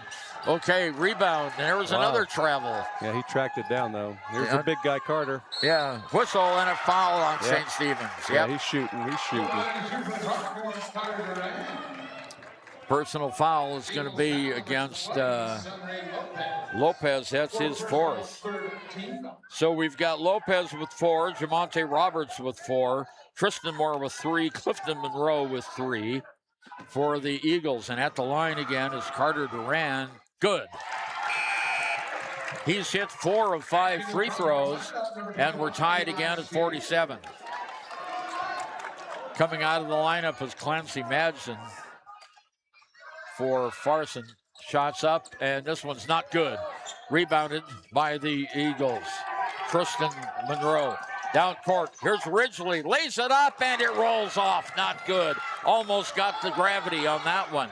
Down court, Johnson. Johnson dribbled off his thigh underneath to Goodwin. Goodwin loses the ball, picks it back up in the corner, fires it underneath. Oh, he was fouled. Big foul on St. Stephen's. Yeah. And that's going to be all on Lopez, I believe. Or is it... I think he's fouled out. Is that number 5 for him? Yep, that's number 5. And the official had his eye on him all the way to the, because if he untucked his jersey, he'd get a tee. Really? But he did not. And that official was looking at him all the way down. So fouling out is Jamonte Roberts with 4:52 to go in the game. That untucking your shirt's worth a tee? Yep, or taking it all the way off like a soccer player? Yep. Untucking it there as you go to the basket. Shot's really? Not, shot is good, 48-47. Next shot, I'm sorry, I'm on the wrong team here. Eli Shearer gets both. And it's 49-47, Farson by 2. Here's Monroe, shot off the glass, banked it, no, not good. Rebound goes to Farson Eden, Eli Shearer. Shearer all the way down, off in the court. It goes to Duran. Duran back out on top to Goodwin. Goodwin drives, puts up a shot. No, not good. Oh, tip look is who's not got the good. rebound. Tip is not good. Another tip goes to Farson. Goodwin, now St. Stephen's has it. It's a one-on-one underneath Ridgely. Yes, and one. The foul goes against Cole Johnson, and Ridgely gets the basket and one. That is a quick bang, bang play. That's one of the hardest calls, I think, for an official to make is that block charge, body out of control. We're tied at 49. Ridgely's free throw, not good. It stays tied, and Durant kicks it out of bounds. A turnover for Farson Eden. So St. Stephen's with 4:14 to go. We're almost halfway through the quarter. Yeah, he didn't have anybody helping him out leading the break. Clifton Monroe brings it into Ridgely. Ridgely throws it away. He was looking for someone, and they weren't there. So Farson has the ball. Down court, Johnson. Here's Duran. Shot's not good. Rebounded by Clifton Monroe. Monroe brings it down court quickly into the forecourt. 3:56 to go. Monroe drives the baseline. Has a 360. Shoots. It's off. Not good. Rebounded by Farson. It's tied at 49. Here is Eli. Shots up. Good. That is Shearer with his basket. 51-49. 3.5 minutes to go in the game. St. Stephen's, there's a shot by Monroe. In and out for 3. Clifton Monroe hasn't scored hardly at all here in the second half. He has 17 points to lead the, here's Duran under the basket for 2. Yeah, wise and a timeout called by St. Stephen's. 53 Farson Eden, 49 St. Stephen's. 3:14 to go. We'll be back on KTAK 93.9. Grand Altitude Federal Credit Union is more than a place to bank. It's a partner in every financial journey. From checking and savings to auto loans and mortgages, they give members the tools to move forward. Known for local service and decisions made right here in Wyoming, their team offers trusted guidance every step of the way. Proud supporters of all Wyoming sports teams, they're as committed to the community as they are to their members. Grand Altitude Federal Credit Union. Your money, your goals, your altitude. Okay, back again, and we are in the closing moments of this game, back and forth between the Eagles and the Pronghorns. First time they've met this year. And let me tell you what, this has been a barn burner, Jerry. Yeah, first half, it was kind of like a little boxing punchers feeling each other out. But that third quarter, they both scored 17. They took off flying with the points and the output and everything. And I think it's going to come down to defense and free throws. Yeah, defense and free throws. St. Stephen's, Lopez to take it out of bounds in the backcourt. 53-49, Farson with the ball. Here comes Lone Dog. Lone Dog Jr. on the far side outside. On top to Buffalo. Buffalo drives the baseline, stops, shoots, and we have a foul on the far side against Farson. And it's Duran, I think. No, it's 10. That is Cole Johnson. Second team foul on Farson Eden. St. Stephen's trails by 4. 3 minutes to go in the game. inbounds. Here's a drive. Good Clifton move. Monroe up and not, and he's fouled. He'll Calling get a 2 foul. shots. Okay. Personal foul against the Pronghorns goes against the big guy, Carter Duran. And that is his 5th personal, Jerry. Wow. He's out of the game. They're going to miss him. Yeah. He had 5, 6, 7, 8 points, and he fouls out with 2:57 to go. Yeah, but there's some critical free throws, and he did misdirect a couple of their drives. So, on defense, he's going to be missed. There's a shot up and good by Tristan Moore. He gets 2 of 3 now from the line, and it's 50-53. Someone's got a flash camera up in the balcony. They can't have that. Okay, next shot is up, and it's good. So it's a 2-point game. 3 minutes to go. 53-51. Farson Eden brings the ball down with Cole Johnson. He gives it off to Eli Shear. And the ball goes out of bounds off St. Stephen's. A nice steal attempt there by Ridgely. Okay, Farson Eden to take it out of bounds. Mason Bear. And it comes in on the near side to Johnson. Johnson back to Bear. Oh. Ball's knocked in the air, picked up by Farson Eden. Shot is up. No, and a foul on Lopez, and that's going to be 5 on Lopez. The big guy? Yeah, Sunrise Lopez. And he fouls out of the game at 2:40, and he has 6 points. So 2 St. Stephen's Eagles have fouled out. Coming into the game is Tyson Whiteplume, and they lose the height difference there. Whiteplume not as tall as Lopez, but at the line is Shearer. He's 2 for 2 at the line. 3 for 3. Oh, there you go. Well, it's going to come down to free throws and rebounding. Yeah, we called it. 54-51. Farson Eden, 55-51. 4-point lead, 2:40 to go. 2-possession game here. Here we go. Ridgely brings it down for the Eagles. Ridgely off to Lone Dog. Now back over to Buffalo. Buffalo at the baseline takes a shot. It's off, not good.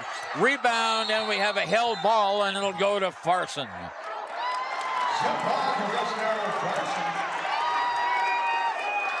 They said it was over the back, but it was held ball. Yeah, but it was a held ball. He had his hand on the ball before he went over the back, so. Yeah, I think the assistant coach he was getting Eagles, a little exercise there. There's a steal, whistle, and a turnover by St. Stephen's. Good attempt on the steal. He just lost control along the sideline there. 2:15 to go. 4-point lead by Farson Eden over the Eagles. They're doing a quick man-to-man here. Here's the inbounds pass. Goes to Bear. Bear on the far side outside. Down to Johnson. Johnson all the way to Shear. Shear bounce pass over to Goodwin. Goodwin at the lane. No foul called on that one. Whistle. Now we've got the foul going to be called on St. Stephen's. And it goes against Tristan Moore. That's his 4th. Holy cow. Buffalo got slammed to the ground. No foul. And Goodwin, the guy who did it, goes to the line. He's got 25 points. Yep, Donald Watt Jr. just got teed up, I do believe. Yeah, he sure did. Well, we saw it there. He was a little bit too animated and didn't know when to walk away from the ref. That's what you don't want to do. The ref eyeballed him a couple times. I'm sorry, Ernie. The ref eyeballed him a couple times and said, just relax, sit down. And he just kept it going. So that's unfortunate. Goodwin shooting 2. He gets the first one. This is the foul shot. 2 minutes to go, 56-51. St. Stephen's self-destroying here. He got the next one. How much you want to bet he shoots the technical? Nope. Nope. They're going to send in Mr. Senior. Yeah, Shearer. He's got a good stroke too there, Ernie. Yeah, he's got 4 in a row. Shot's good. Oh boy, here we go. Boy. 7-point lead with 2 minutes to go. St. Stephen's did it to themselves. Yep. That's unfortunate. 59-51, an 8-point lead with only 2 minutes to go. Technical foul on the coach, on the assistant coach. All right, Farson with the ball. They can even add to their lead. They should run clock, though, don't you think? St. Stephen's had a good shot at winning today, but now under 2 minutes to go. Too many fouls. Too many free throws underneath the basket. They're running clock. It's Cruz. Yeah. Cruz to Jennings. Jennings underneath Eli Scheer for 2. Oh, what a bank shot. 61-51, 90 seconds to go. Ball is up off not good. Oh, Ridgely traveled with the ball. They didn't call it. Underneath, shots up by St. Stephen's. No good, out of bounds. It'll stay with the Eagles. Yep. As Tristan Moore had 2 shots at the basket. Yeah, good hustle on 22. Clifton Monroe coming back in for Tyson Whiteplume. Well, I tell you what, Farson deserves the win. They fought back all afternoon, and St. Stephen's kind of self-destructed here in the last 4 minutes. It's unfortunate. Apparently we have a timeout. I didn't see an indication, but we're going to keep it right here. Yeah, we got 10 seconds left on it. Yeah. So the technical foul on Donald Watt Jr. resulted in a 4-point play for Farson. And it's 61-51, and we've only got 1:20 to go in the game. You know, I think it's sort of like baseball, right? I mean, the referee gave him 2 chances. Yep. And just explained it to him and said something as he was walking away. Lone Dog into Clifton Monroe. A shot for 3 is not good. Farson rebounds, and the ball is stolen away underneath. Shot good by Clifton Monroe. And it's 53-61 with 60 seconds to go. Full court pressure by St. Stephen's. Still in the backcourt. Watch out. Here's Scheer. Scheer looking for help. Over to Jennings. 10 seconds and a timeout called. Smart timeout by David Jones, the Farson coach. Prevented a turnover. It's an 8-point lead by Farson Eden. 61-53, 52 seconds to go. And we'll be right back on KTAK. Mountain View Supply has been serving central Wyoming with top brand name spas, stoves, fireplaces, and outdoor grills. With 2 locations in Riverton and Casper Plus financing available for your purchase, Porter's offers expert advice, quality products, and service along with maintenance. Porter's, your local spa, stove, and fireplace provider in Riverton at the corner of Sunset and North Federal.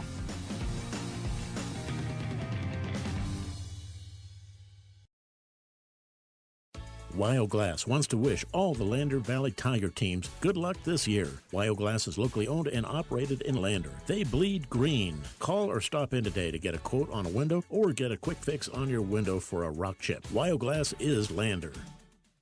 Here we go, Ernie. We're back for the final. Final time here. 5 seconds left in the timeout. 52 seconds to go in the game. Johnson to take it out for Farson Eden. They've done a magnificent job playing the game this afternoon against a much quicker St. Stephen's team. Now they're going to run clock. And a whistle and a foul on Clifton Monroe. That's his 4th. Oh, no, that's 32. That was Ridgely. I beg your pardon. They're trying to stop the clock there. That was his 3rd personal foul. 44 seconds to go. And at the free throw line is Scheer. And he hasn't missed a free throw today. Well, there you go. That one. There you go, Ernie. The sports announcer's jinx. He's now 6 of 7 from the free throw line. Scheer is their tallest player, and he misses both of them. And the rebound goes to Jennings. Jennings underneath the basket, shots up, good by Mason Bear, and that's pretty much the nail on the coffin. Yeah, that's a dagger. 30 seconds to go, 10-point lead. 3 ball is good by Clifton Monroe. I like it. Fearless shooting, I like it. There's a turnover. And there's almost a steal. 18 seconds to go. Whistle and a turnover and a foul on St. Stephen's. It's going to go against Lone Dog, I think. No, it's not. It's going to go against Ridgely, and that is going to be his 4th. 17 seconds to go. 7-point game. And at the free throw line is Scheer. who is 6 for 8 at the line tonight for Farson Eden. And the Pronghorns about to win this game, and they're going to go on in the consolation bracket. He gets the free throw. 64-56, and a technical foul is called on Buffalo. Technical foul, gets a foul on Buffalo, and he's going to get another one if he doesn't watch out. So, well, that cinches it. He gets one technical. Free throw is missed. He missed both of them. Now they'll get the technical shot. And coming up, and the ball. Mason Bear will do that. I like that. Number 21 says, hey, coach, I'm not feeling it. Let's give it to somebody else. Shot's not good. He isn't feeling it either. Mason Bear at the line. 17 seconds to go. He's a senior. 64-56. I think the seniors are sharing a little love here amongst themselves. And he got that. And Farson will get the ball. 65-56, 9-point lead. All they have to do is run out the clock, and Farson Eden will advance in the game. Farson will now play tomorrow morning at 9:30. Okay, here's the Farson Eden. They're down underneath the basket. Jennings lays it up and in. A little bit of salt in the wound there for St. Stephen's. Long shot by Clifton Monroe is not good. 1 second to go. And it's 67-56. 11-point lead. And that's it.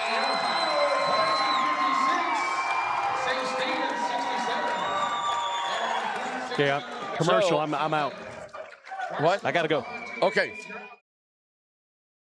Arapahoe First is proud to support all Fremont County athletes. Just like the hard work you put into every game, we're here for tribal and non-tribal members alike. Wishing every athlete a season of strength and success. Call 307-463-4185 to discover what Arapahoe First can do for you. Head to Nana's Bowling and Bakery in Dubois for Family Fun Night. Now booking parties for all ages and occasions. To reserve your company, family, or birthday party, call 455-3660. Nana's Bowling and Bakery is proud to support Fremont County student athletes. Service Plumbing in Riverton serves all of Fremont County for both new construction and repairs. For a bid on your next plumbing project, bring your plans to Service Plumbing, 201 Webwood Road in Riverton. Service Plumbing, proud to support our Fremont County athletes. Men have a way of doing things. A man has his way of eating, of exercising, of keeping his hands warm, and of straightening up. So, when a man faces a serious life problem like divorce, depression, or suicidal thoughts, shouldn't a man have a way to deal with that too? Well, now he does. I'm Dr. Rich Mahogany. Visit me at mantherapy.org. Riverton Blodorn Lumber is proud to support youth sports. Experience the Blodorn difference. Quality products, design, delivery, and expert service. Blodorn Lumber, 1202 North Federal in Riverton. Blodorn Lumber. Your car or truck is an investment. When it needs repairs, you need someone you can trust to do the job right. Take it to Gunners Automotive. They repair all makes and models of cars and trucks, from oil changes to brakes, tires, and more. Gunners Automotive, 856-2288. Ernie over, Jerry Muchmore back with you. The final score, Farson Eden Pronghorns 67 and the St. Stephen's Eagles 56. So St. Stephen's is eliminated from the tournament with 2 losses. Looking at scoring tonight, Jeffrey Goodwin was the high scorer for the game. The junior of Farson Eden had 27 points. 16 points by Eli Shear, 10 points by Mason Bear, 8 points by Carter Duran, and 6 points by Cole Johnson. For the St. Stephen's Eagles, 22 points by Clifton Monroe. We had 11 points by Jamonte Roberts, 6 points by Mason Ridgely, 5 points by Perry Buffalo, 3 points by Tristan Moore, and 2 points by Stephen Lone Dog Jr. So the district tournament comes to an end for the St. Stephen's Eagles. They end their season at 12-8, And the Farson Eden Pronghorns, they increased their season record, Jerry, to 7-16. But it was a tough one. I tell you, St. Stephen's was in control until 4 minutes to go to the game, and then they imploded. Yeah, it's a tough one. You don't want to point. It's a tough one. It's the fact. I mean, they were doing well, and then they fell apart. Well, yeah, basically, yeah. The officials are part of the game. That's something that you live with. They're human also. But there's a time to bite the bullet because they have the whistle. Yep. And just move on to another play. They didn't swallow it. Nope. They kept tooting it. But anyway. Well, that hurts the young men that are playing so hard to continue their forward progress. So Farson Eden will play tomorrow morning at 9:30 at the auxiliary gym, and St. Stephen's is out. Well, they're fun to watch. Yeah, they certainly are. You know. And now we have the Dubois Lady Rams up against the Saratoga Lady Panthers. And in yesterday's game, it was the Little Snake River Rattlers 54 and Dubois 43. And that one, Dubois had the lead at halftime, but then the coach of Saratoga gave Kenzie Evans the go-ahead to post herself in the low post and score at will, and she had 23 points. Yeah. And that was all it took for Little Snake River to win that game. So the Lady Rams come into this game with an 11-9 overall record. They finished their conference at 4-4. So Saratoga comes into this game from the Southwest. They have 12-10 is their overall record, 12-10, and in conference they were 5-5. So this could be a close game. The record's only one game difference between Saratoga and Dubois on the girls' side. So we'll see how this one plays out.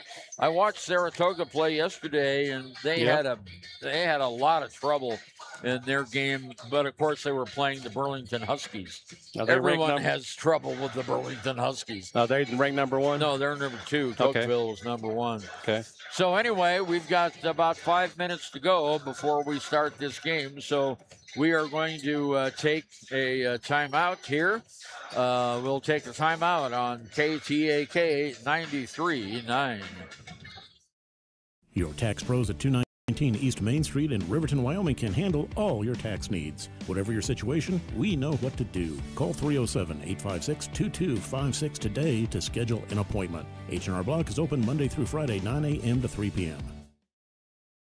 Golden Buffalo Jewelry in Riverton knows that sports bring our community together, from Friday night lights to weekend tournaments. They're proud to cheer on our local athletes and support the teams that give us so much to root for. At 407 East Main, you'll find something special for everyone. Timeless pieces, unique gifts, and a selection worth exploring. Stop in, discover the perfect treasure, and know you're supporting a business that supports local sports, where community and sparkle shine side by side. Call 307-857-2789 today. Take the next step in higher education at Central Wyoming College. Offering 2- and 4-year degree programs in a variety of fields, Central Wyoming College is transforming lives and strengthening communities through learning, leadership, and connection. Gary, we're back. Well, Jerry, as they say, it's all over but the tears for the St. Stephen's boys. And seen a lot of those this evening as they are hugging their family members. And it's always a tough loss, but their season comes to an end. And you've got a lot of emotion. Well, they won 12 games this season. That was a pretty good effort by St. Stephen. They only lost 8 games all season long. And finished 7-3, third place in their conference. So the Eagles did have a good season.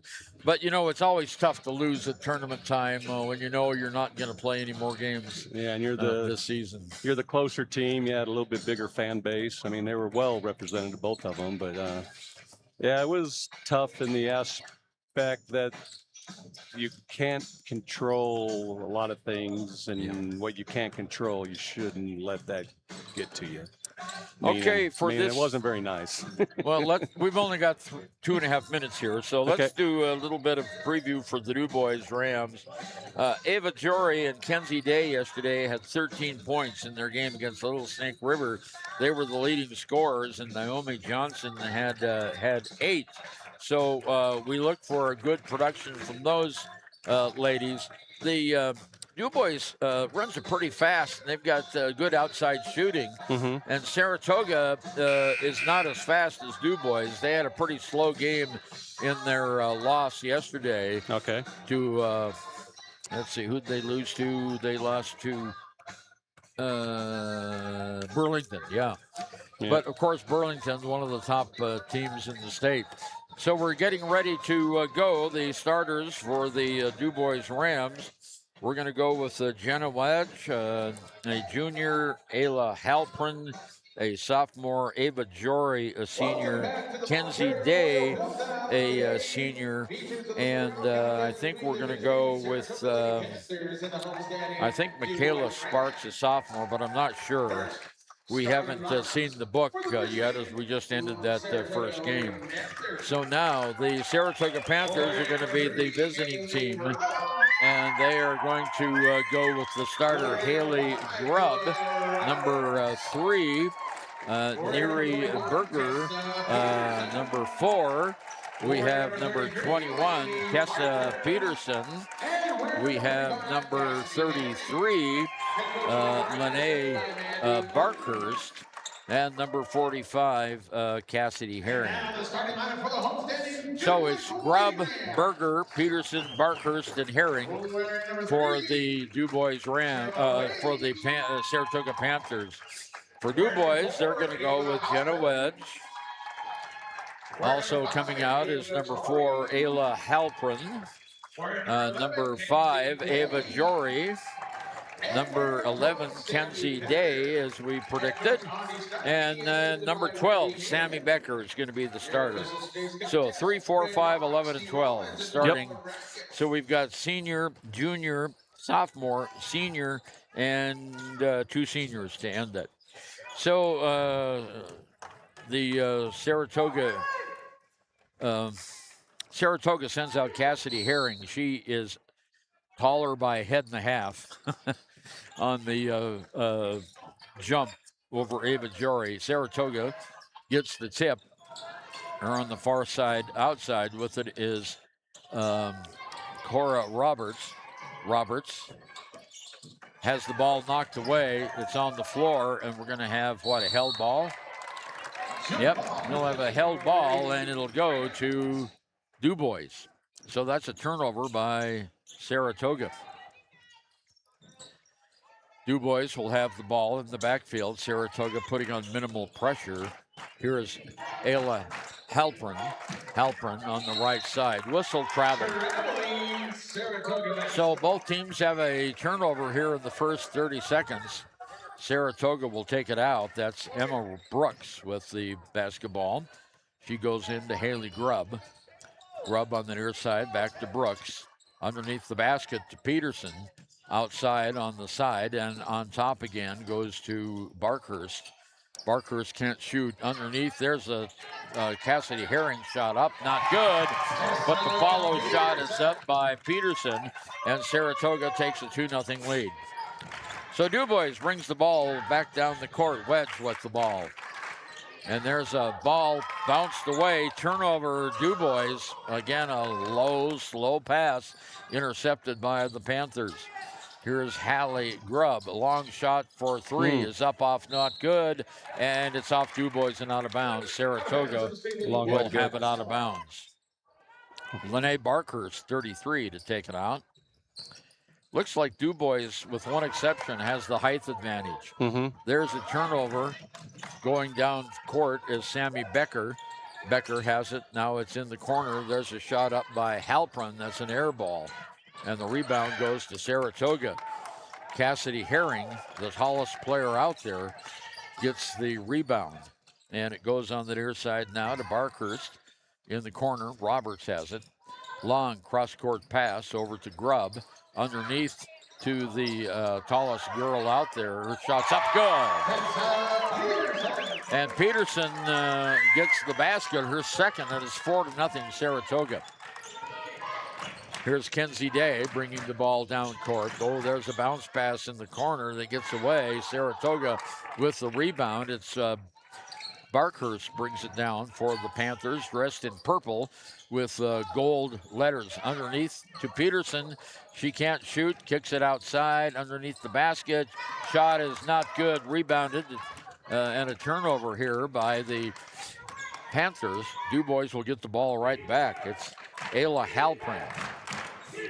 Halprin underneath the basket. Loses the ball on the baseline, and that's a turnover, Dubois.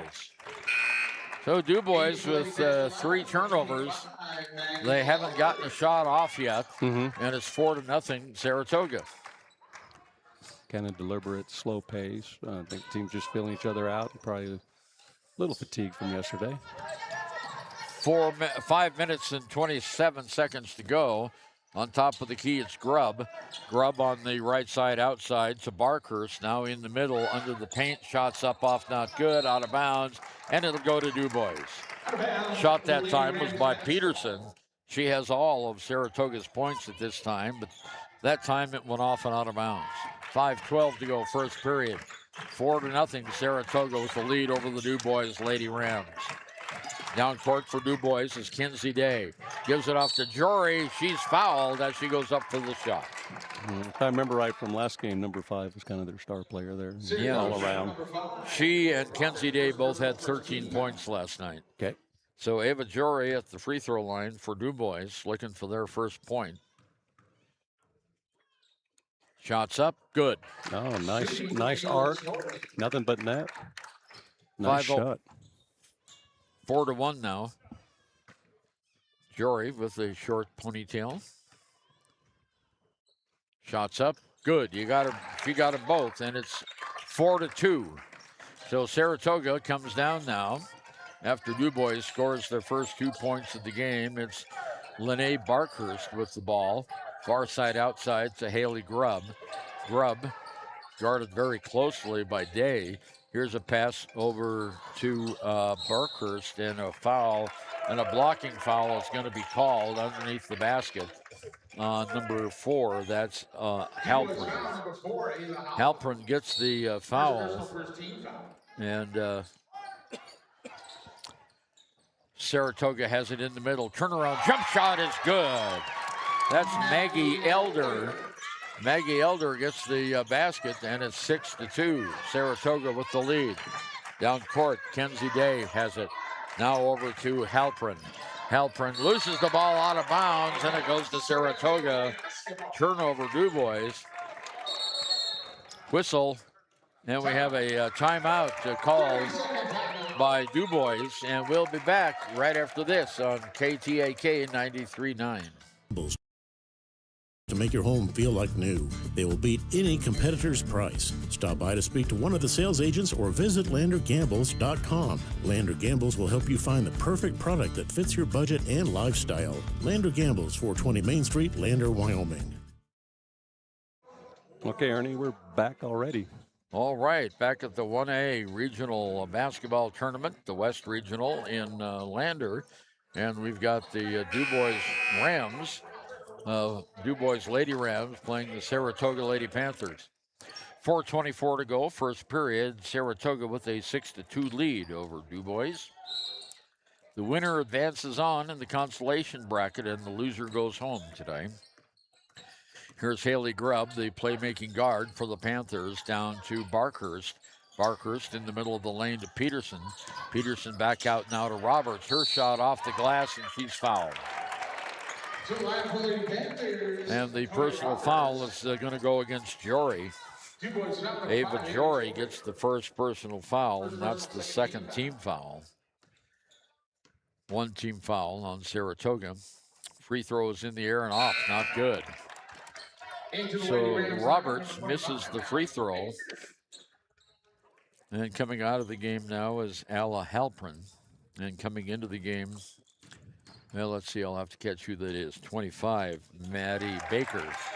Second shot is up and good, so she gets 1 of 2, and it's 7-2.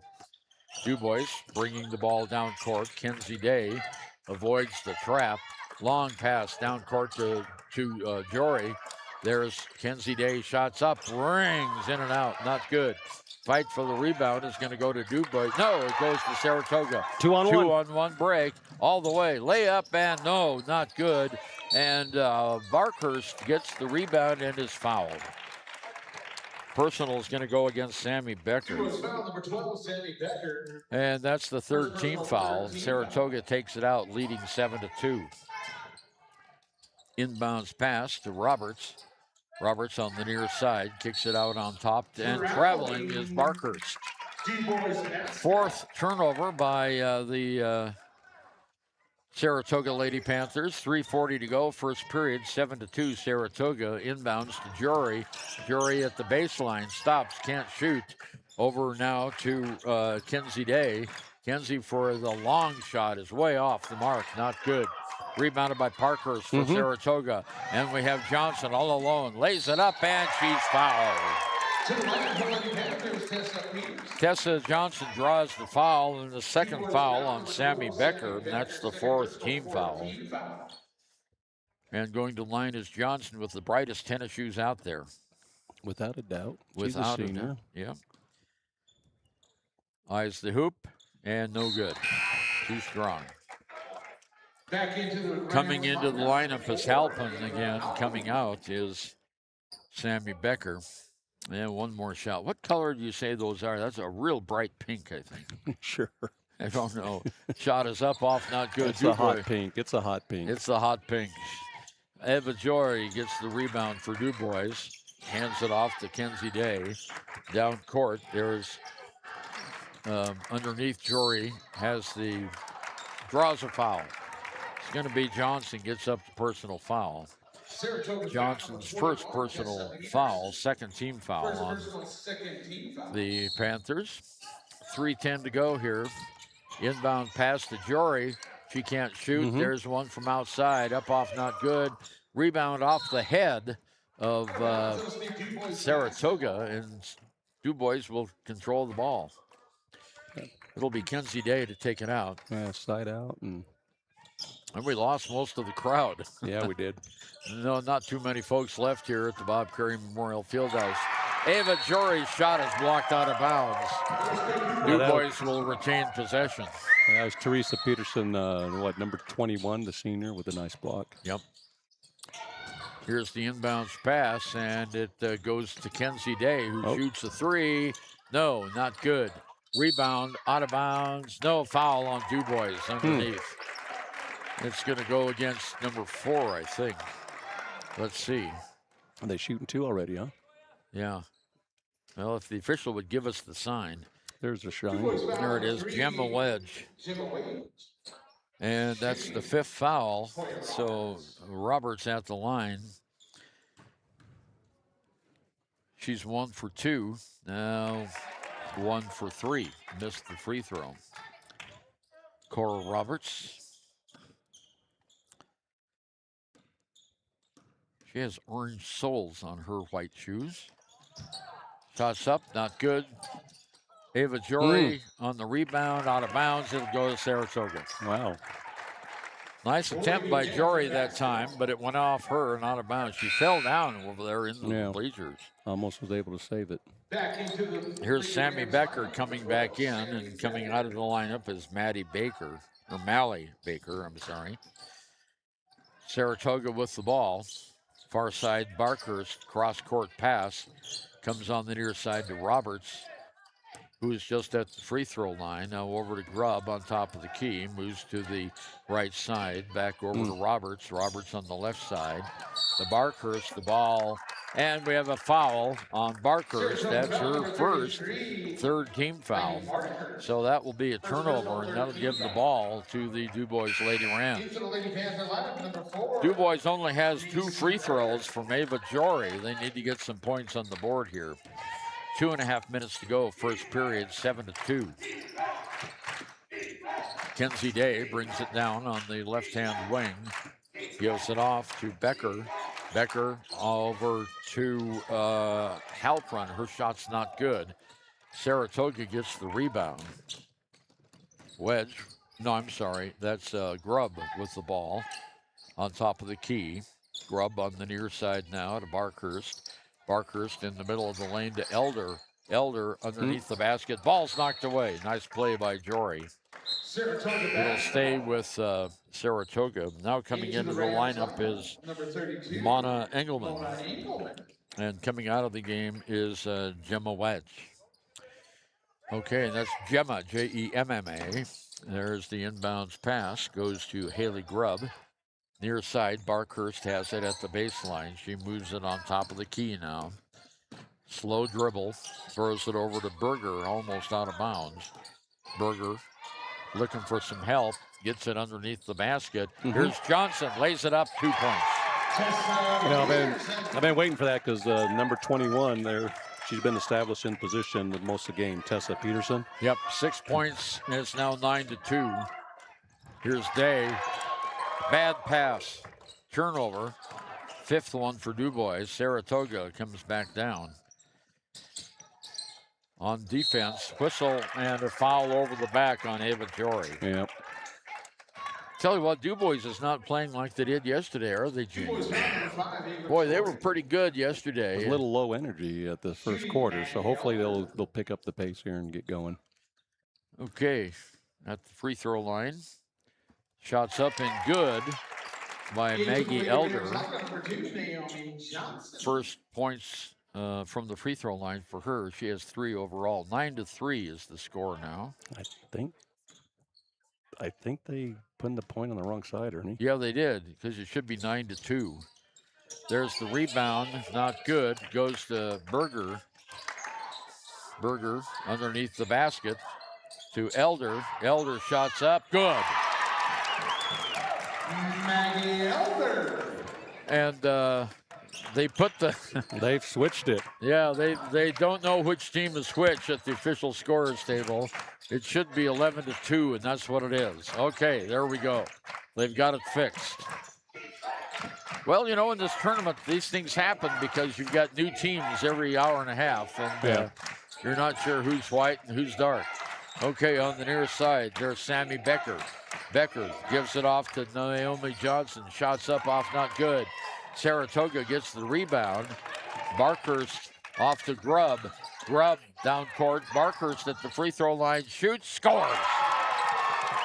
Wow, what a shot by Barkhurst. And it goes 14-2 with 15 seconds to go. Dubois not showing much energy like they had yesterday, Jerry. For sure. Rebound down to Becker. Her shot up and off the glass. There we go. Nice corner bank there. Yeah, and that's the end of the period. And after one, it's Saratoga 14 and Dubois 4. We'll be right back on KTAK 93.9. Septic and Excavation offers prompt professional service. Call them today for a quote at 850-2200. They serve far and wide across Fremont County and deep. B&M Septic and Excavation is proud to support Fremont County sports. The Fremont County Fair would like to thank everyone for making 2025 such a great year. Plans are already underway for an exciting 2026. They can't wait to welcome everyone back. For upcoming events and fair updates, visit fremontcountyfair.org. See you in 2026. Down! Set! Midway! Midway! Midway! Come to Midway Auto and RV and score big when buying a car, truck, or SUV. Every vehicle goes through a 100-point inspection, and every vehicle comes with a warranty. Our Super Bowl is giving our customers the friendliest service, the easiest buying process, and the best deal possible. Treat Midway like the home team. We always make the best play for our customers. Come experience the Midway difference. Where you're not just a customer, you're part of the Midway family. Okay, Ernie, we're back here. It's the start of the second quarter. Ernie and Jerry back with you from the Bob Carey Memorial Fieldhouse. After one, Saratoga 14, Dubois 4. And Saratoga will have the ball to start the second period. Yeah, Dubois certainly looks low energy, don't they? compared to yesterday. I tell you what, they put Little Snake River, they led Little Snake River at halftime yesterday. Okay, here's Roberts with the ball for Saratoga, knocked out of bounds by Dubois. Nice defensive play by Halpin. Taking it out is Barkhurst for the Panthers. Long inbounds pass, almost stolen away. There's Roberts with it. She passes on top of the key, and now back over to Hallquist on this side. In the middle, turnaround jumper, up off, not good by Herring. Dubois gets the rebound. Long pass down court to Becker. Becker underneath the basket. Whistle and a foul on Saratoga. And that's 45. Herring that gets that personal. First personal foul, first team foul. Okay, here we go. Here is the inbounds pass. Almost stolen away. Here's Kenzie Day. Day over to Becker. Becker from 7 feet misses the basket. Rebounded by Saratoga. Fast break down court as fast as these two teams can go. Okay. Okay, here we go with Grubb. Grubb on top of the key goes to Roberts. Roberts. Barkhurst in the middle. Elder. Far side. Travel. Yeah, a little travel there. Well,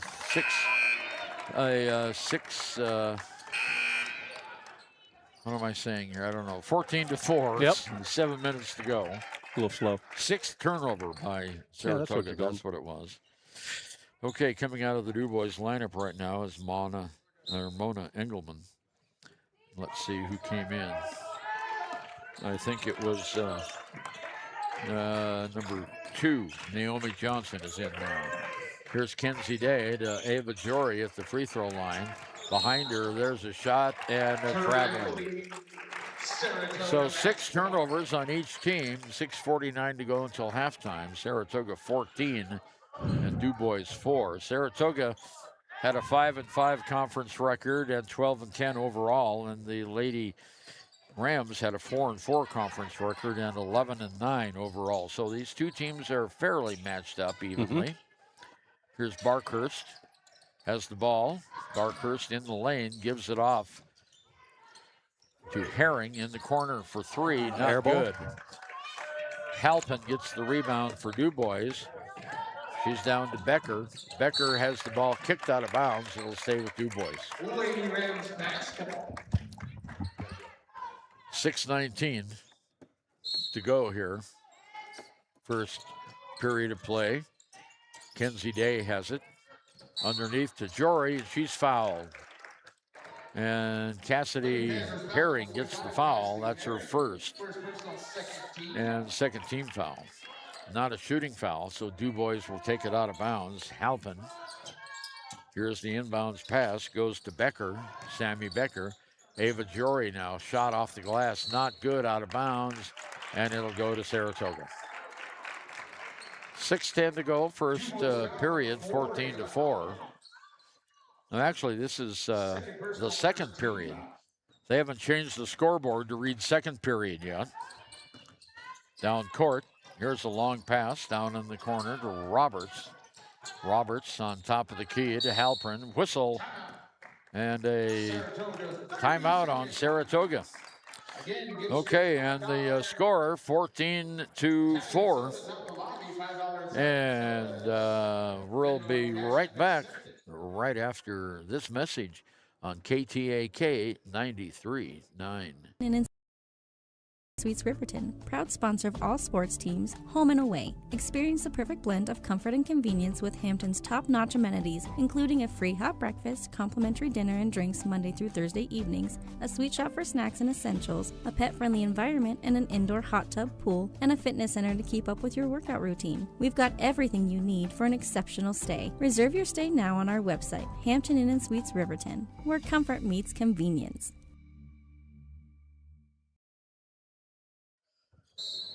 Okay, 5:58 to go in the second period. Saratoga will have the ball.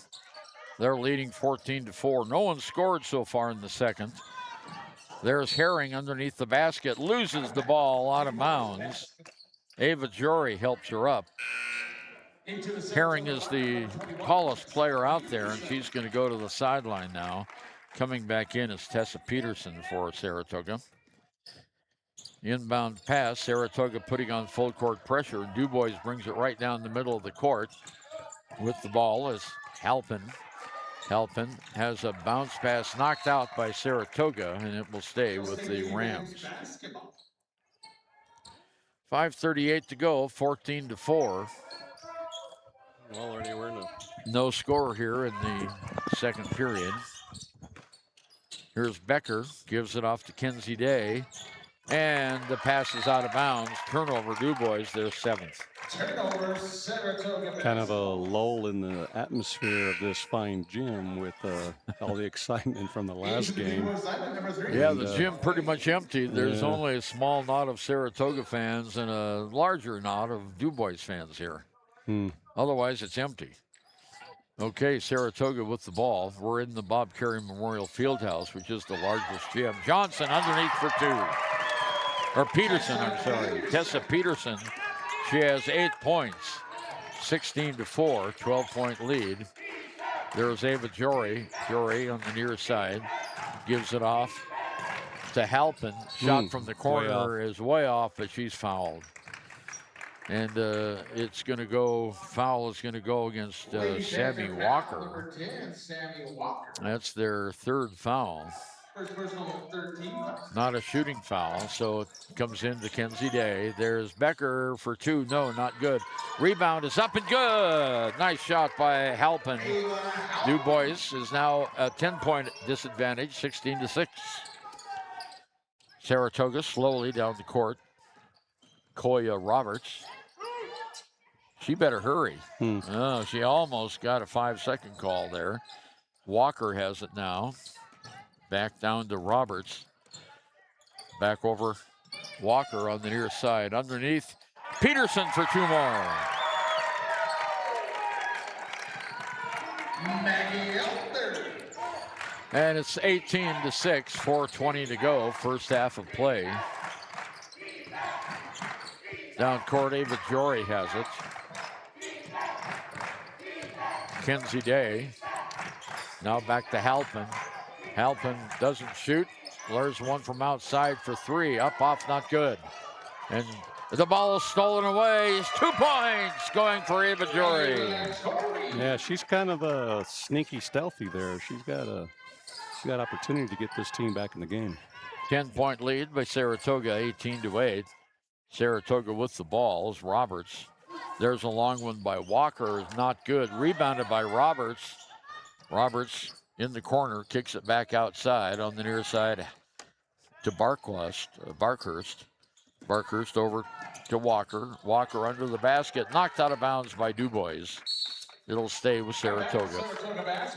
3:28 to go until halftime. Oh, and they finally changed it to the second period. And we have a timeout, and we'll be right back on KTAK 93.9. Valley Lumber and Supply has been more than a hometown hardware store. They've been family. From weekend projects to big builds, they've got you covered with free delivery and a team that cares. They're proud supporters of our local sports teams. Visit valleylumbersupply.com, where hometown pride builds strong projects. Okay, back again, Bob Carey Memorial Fieldhouse in Lander, where Saratoga has a lead of 18-8 over the Dubois Lady Rams.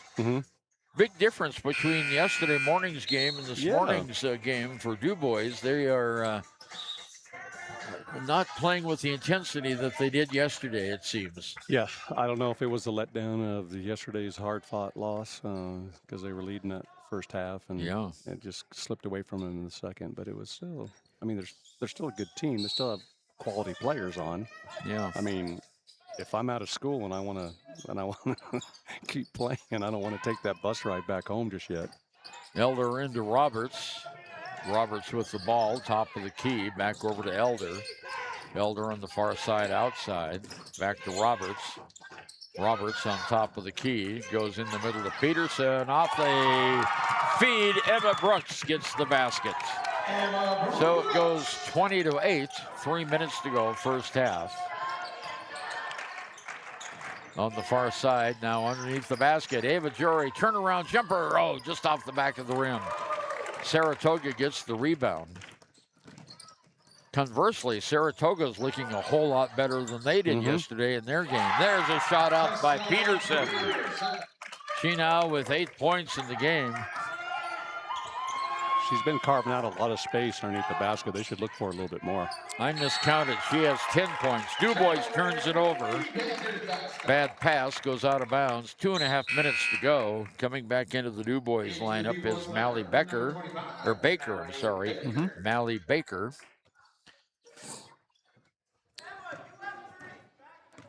Roberts brings it down for the Panthers. Far side, outside, it goes to Walker on the near side now. Back out on top. Around the horn, there's a long three ball. Up, not good. Rebound is not good, and there's a foul on Dubois. Elder went up for the rebound, and she was fouled by Sammy Becker. That's her third foul. And that's the second foul here of the second period. And at the line, free throw up, not good. That's Maggie Elder. She's 2 for 3 now. I'm sorry, 1 for 3. She'll have one more. She has 7 points in the game. 2:14 left in the first half. 22-8. Saratoga with the lead. There's shot, it's not good. And for the rebound, Jory gets it off to Kenzie Day. Near side now, wedge. There's a shot up, and it rolls around and rolls off, not good. Jory fights for the rebound. We should have a travel, but we have a timeout first by Saratoga. Good call by the coach. It'll be a 30, 22-8, back after this. If you're raising a glass, please don't get behind the wheel. Plan a ride, call a friend, or stay the night. From all of us at White Dot to you, happy holidays. And please, don't drink and drive. Okay, Ernie, we're back here with about 10 seconds left to go in this timeout. Okay, Saratoga with the commanding lead, 22-8. I mentioned that Saratoga looked a heck of a lot better today than they did yesterday. But, you know, a lot of that is defense. You know, if you play a team that's really good on defense, you don't look that good offensively. Right. And Saratoga's pretty good on defense. That's why Dubois isn't looking so good offensively. Yeah, it's a contrast in confidence and styles right now. It's, definitely needs some energy from the Rams. Maggie Elder takes it out into Walker for Saratoga. Walker, near side, goes to Elder. Elder back on top in the corner. There's a Roberts, sure up from 10, is not good. Rebound goes to the Dubois. Gemma Wedge with the rebound. We got some running now. We got some fast break. Outlet to Jory. Jory back on the near side to Baker. Kenzie Day now on top, goes to Wedge. Long shot for three is good by Kenzie Day. There we go. And that's the 3 ball, 22-11 now. She had a couple of those yesterday. Long pass down in the corner to Elder for Saratoga. Back on top to Walker. Across the key to Roberts. Roberts on the right-hand wing. Bounces it in the corner. Now it comes back out on top to Peterson. Underneath the basket. Shots no good. She gets her own rebound. Not good, out of bounds. And it's off Jory, and it'll stay with Saratoga. Coming back into the lineup now is Barkhurst. Coming out as Roberts for Saratoga. Elder to take it out for the Panthers. Bounce pass in. Oh, what a nice play. They missed the shot. Rebound is up and good. And that's Emma Brooks who gets the basket. Nice inbounds play. You see a lot of teams run that down court. And a travel. Well, 9th turnover by Dubois. 24-11, 39 seconds to go here, first half. Dubois on defense now. Sammy Walker, far side outside. Goes to Barkhurst, back in the middle. Now on the far side outside, and the long cross-court pass is out of bounds off Dubois, so Saratoga will retain possession. 21 seconds left here, first half of play, 24-11, Saratoga with the lead. Wow, they had 10 open in the corner. Yeah, didn't see her. There's a turnaround jump shot that's good by Emma Brooks. Her 6th point, it's 26-11, 15-point lead. Dubois has 10 seconds to get the ball down the court. Here's Jory, ball's knocked away from her. Turnover, no foul, long shot, it's gone. Oh my goodness. Barkhurst hits a 3 at the buzzer. Wow, it's Saratoga 29 and Dubois 11. Dubois only scored 7 points in that second quarter, and the Saratoga Panthers had 15 after that real long 3 here just before the buzzer. So that's our halftime score, Saratoga 29 and the Dubois Lady Rams 11. We'll be back with the scoring roundup after this on KTAK 93.9. Live from the Pepsi Wild Cherry aisle. Carol, can you hear us? Steve, I've never seen anything like this. The bold, refreshing, and bursting with cherry deliciousness of Pepsi Wild Cherry is, well, let's just say everyone is getting wild. Getting wild? That's right, Steve. There's dancing, binge-watching, and is that a slip and slide? They're really putting the wild in Pepsi Wild Cherry, and this on-the-scene reporter can't wait to pop, lock, and drop it. Pepsi Wild Cherry. Go ahead. Get wild. Clogged drains? Top Priority Drain Cleaning's got you. Fair prices, top service, and a lowest price guarantee. Show any past price, and they'll beat it by 5%. Call Top Priority now at 307-709-CLOG. They would like to wish all the Fremont County teams good luck this year. Dos Solitos is proud to support Fremont County sports teams. Enjoy bold Mexican flavors that'll have your taste buds shouting "Olé!" Follow them on Facebook, Instagram, and TikTok for updates on events and food truck locations. Warm Valley Health in Fort Washakie is a full-service medical provider. With integrated care teams, you're always able to reach someone in your medical team. Warm Valley Health provides primary care, nephrology, podiatry, optometry, pharmaceutical, along with other services. New to Warm Valley is pediatrics and OB care. Walk-ins are welcome. That's Warm Valley Health, located at 29 Black Coal Drive in Fort Washakie. Call today, 307-332-7300.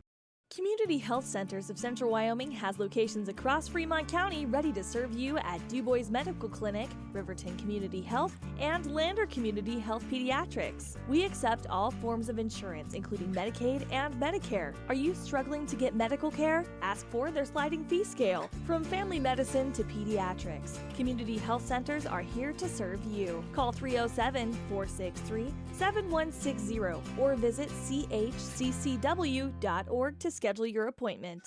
All right, Ernie. All right, Ernie over. Jerry much more back with you at halftime. Here are the Saratoga Panthers with a big 18-point lead thanks to that 3-ball just before the buzzer for Saratoga. Koya Roberts is 1 for 4 from the free throw line for 1 point. Tessa Peterson has 10 points in the game, all on the field goal. She's 0 for 2 from the line. Emma Brooks has 6 points, all on field goals. Maggie Elder has 7 points. She has 3 field goals and 1 for 3 from the free throw line. And Lene Barkhurst has 5 points. She had that big 3 right at the end and a field goal in the first half. For the Dubois Rams, Ayla Halpin has just 2 points. Ava Jory, who had 13 last night, only has 4 points right now. Kenzie Day had 13 last night. She only has 3 right now. Sammy Becker with 2, and that is all of the scoring for Dubois. Kind of a slow-paced game today. Dubois only scored 7 points in that quarter, and they were outscored by 8. Saratoga put in 15 points. 6 turnovers by the Panthers, 9-10 turnovers by the Lady Rams. And we'll be right back with more at the 1A Regional Tournament in Lander right after this on KTAK 93.9. Life moves fast, And Range Internet is your high-speed partner. From working the ranch, running your business, or just out having fun. $80 1 gig internet from Range keeps you going at life speed. Fast and reliable service, all backed by local experts with the latest in online security. Only $80 a month, with no contracts and no phone lines required. Don't just follow the herd. Lead the way. Visit range.net and discover how $80 1 gig internet can help you live your West life. Discover Thermopolis is proud to stand with our Bobcats. From local attractions to hometown pride, there's always something to cheer about here. Discover Thermopolis, celebrating our community and rooting for the Bobcats all season long. Hot Springs Pharmacy is proud to cheer on our hometown Bobcats. Whether it's game night or school night, we've got the prescriptions, health essentials, and friendly service you can count on. Hot Springs Pharmacy, your local team, your local pharmacy. Let's have a big cheer for our hometown team.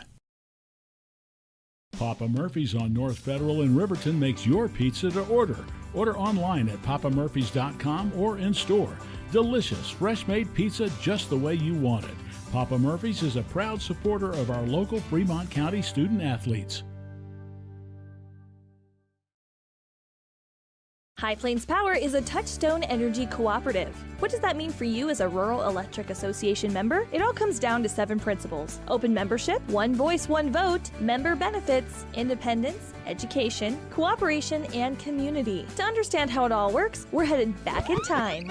In 1879, electricity was in major cities, but rural areas were out of luck. In 1935, President FDR made it possible for companies to build power lines to unserved areas. By the time we hit 1941, some 400 electric co-ops had been organized to serve rural America, just like High Plains Power. For more information, visit highplainspower.org. Living well isn't just about things. It's about the things that matter: your family, your friends, and your health. For decades, Sage West Healthcare has been committed to improving the health and care of our communities. Today, we're investing more in our communities, in our people, in advanced medical technologies, and in specialized facilities, so access to better care is close to you and the things that matter most. Sage West Healthcare. Be well, live well. That's why we're here. You need an oil change, but you don't have a lot of time. Expressway Lubes on South Federal in Riverton and Highway 789 in Lander provide a fast, professional lube, oil, and filter change. Expressway Lubes, locally owned and proud to support our local student athletes. Okay, Ernie Overjoy, much more back with you. Looking at the 1A bracket here in Lander, that the 1A West boys tonight, or this afternoon rather, at 1:30. Coming up will be Saratoga and Burlington in the semifinals. And then at 3 o'clock, it will be Cokeville and Little Snake River. In the consolation bracket, we have Farson Eaton against the loser of Cokeville Little Snake River, and that is coming up at 9:30. On the girls' side, Little Snake River and Burlington at 5 p.m. in the semifinals of the girls 1A tournament. And the other semifinal at 6:30, and that will be Cokeville against Farson Eden. The winner of this game plays tomorrow morning in the auxiliary gym against the loser of Cokeville and Farson Eden. And St. Stephen's, the boys eliminated this morning in that close loss. We had a great game. It was really a fun game. Until the last 4 minutes, and then that's when Farson Eden really exerted their strength and took over and won by 11. Yeah. So we've got just about 90 seconds to go before we start the second half of play here. Leading scorer for Dubois is Ava Jory with 4. Kenzie Day has 3. Sammy Becker and Ayla Halpin have 2 points each. Tessa Peterson, high scorer, 10 points for Saratoga, 7 points by Maggie Elder, 6 points by Emma Brooks, and 5 points by Lene Barkhurst, and 1 by Koya Roberts. So we're just getting ready, about 1 minute to go, and we'll have the second 16 minutes 29-11, the current score. And we need some action, Ernie. We Yeah, need some we up sure and do. down. We need some excitement from the Dubois Rams fans. Yep. We need them to get their extra gear going. And they're over there on the far side. Mm-hmm. Couple of them over here on this side next to us, but most of them are on the far side. Yeah, they were trying to fire up their team with the little defensive chant and everything. So, Tell you, one of the parents over there on Saratoga was leading the cheers for the Panther teams. Yep. That's kind of fun to see. Mm-hmm. We had that last night with Matizzi, too. There was a guy. Oh, I missed that one. There was a guy wearing a red wig who was running all the cheers for Matizzi. Cool. It's always nice to see that kind of student or fan involvement. Fan involvement, yeah. Yeah, it's a small town. Let's go. Kenzie Day to take it out for Dubois. As we start the second half of play, Kenzie, long pass inbounds to Gemma Wedge underneath the basket. Shots up and good. Well, here we go. Ava Jory gets it off. So 29-13 now. Dubois starting off with a basket. Kaylee Grubb with the ball. Long cross-court pass to Roberts. Roberts back on top to Barkhurst. Underneath it goes, and there's a shot up, off, not good by Herring, and the follow is good. Yeah, I like her game a lot. 21. Teresa Peterson, she's a senior. Yep. She's calm. She gets space. She knows how to box out. 12 points in the game now for Peterson. Here's Dubois down court. Halpin with it. Goes over to Sammy Becker. Shots up, and it's off the back of the iron. Rebounded by Saratoga. That's where their height comes in. They're getting a lot of those rebounds. Down court it goes to Roberts in the corner on the near side. Roberts bounce pass on top of the key, and around the horn it goes. There's a long shot by Barkhurst, who hit the three at the end of the second. Rebounded by Jory for Dubois. Down court.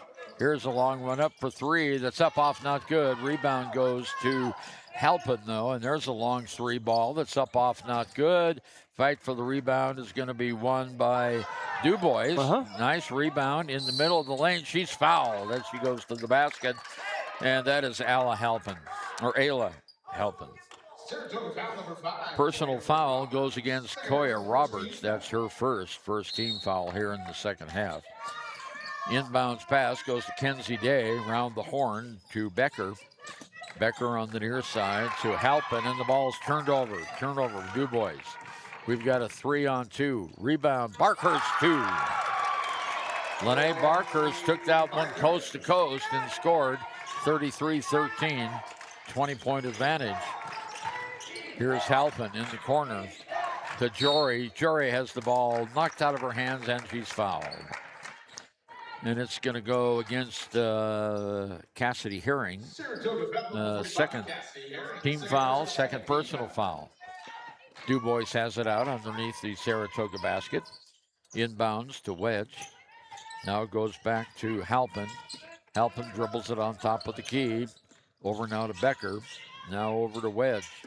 Wedge back over to Kenzie Day. Underneath the basket to Jory. Knocked out of bounds. It'll stay with Dubois. It'll stay Dubois basketball.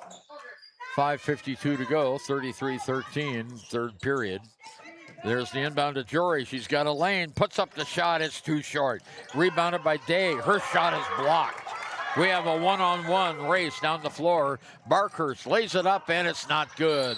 And a foul on the rebound against Saratoga. And it's going to go against Herring, her third. Saratoga foul number 45, Cassidy Herring's third personal. And that is also the third team foul here. So Kenzie Day takes it out for Dubois. Full court pressure here by Saratoga. Wide open. Let's go. There's a bucket. Becker underneath, lays it up and in. Boy, you can't get any closer to the basket than that. 33-15, 5.5 minutes to go, third period. Becker was smart. She just went back on defense and stayed there.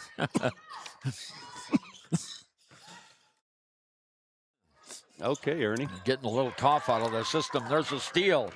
Nice steal by Kenzie Day. Day brings it down court to Wedge. Her shot is an air ball. Rebound goes underneath to Dubois, and she's fouled. That's Halpin.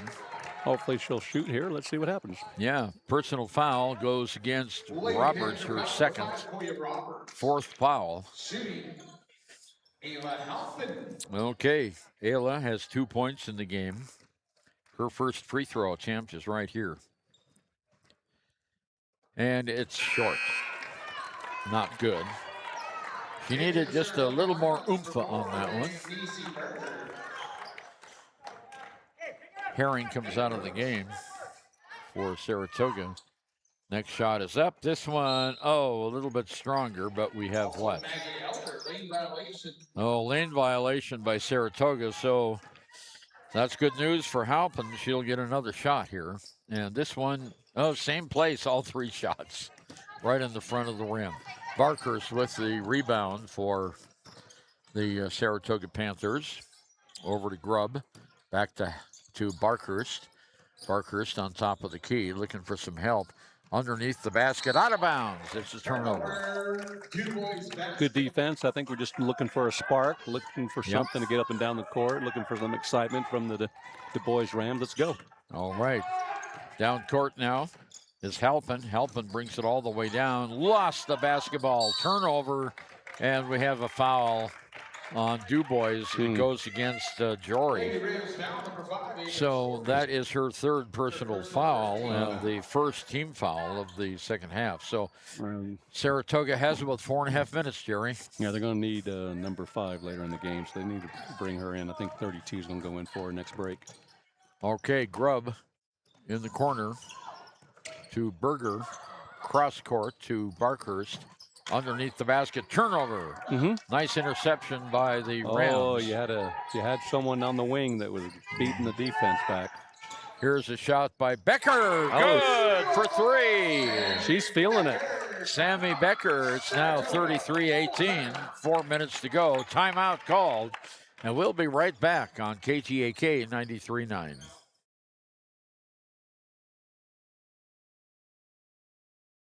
Why should your new floor come from Carpet One? Because we're passionate about the spaces our neighbors call home. We're part of your community, and we're also part of the world's largest cooperative of independently owned and operated flooring stores. So you can be sure you'll get great selection and outstanding value with every installation.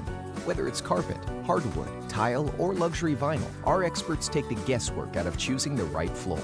We're your local Carpet One Floor and Home, the one store for your perfect floor.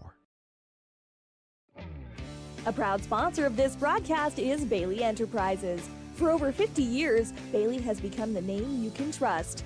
With Pit Stop Travel Centers, you can fuel up and stock up on trip snacks at locations all over Fremont County. You can also put your trust in Bailey Tire and Auto for service to keep handy for those times when your luck runs out on the road.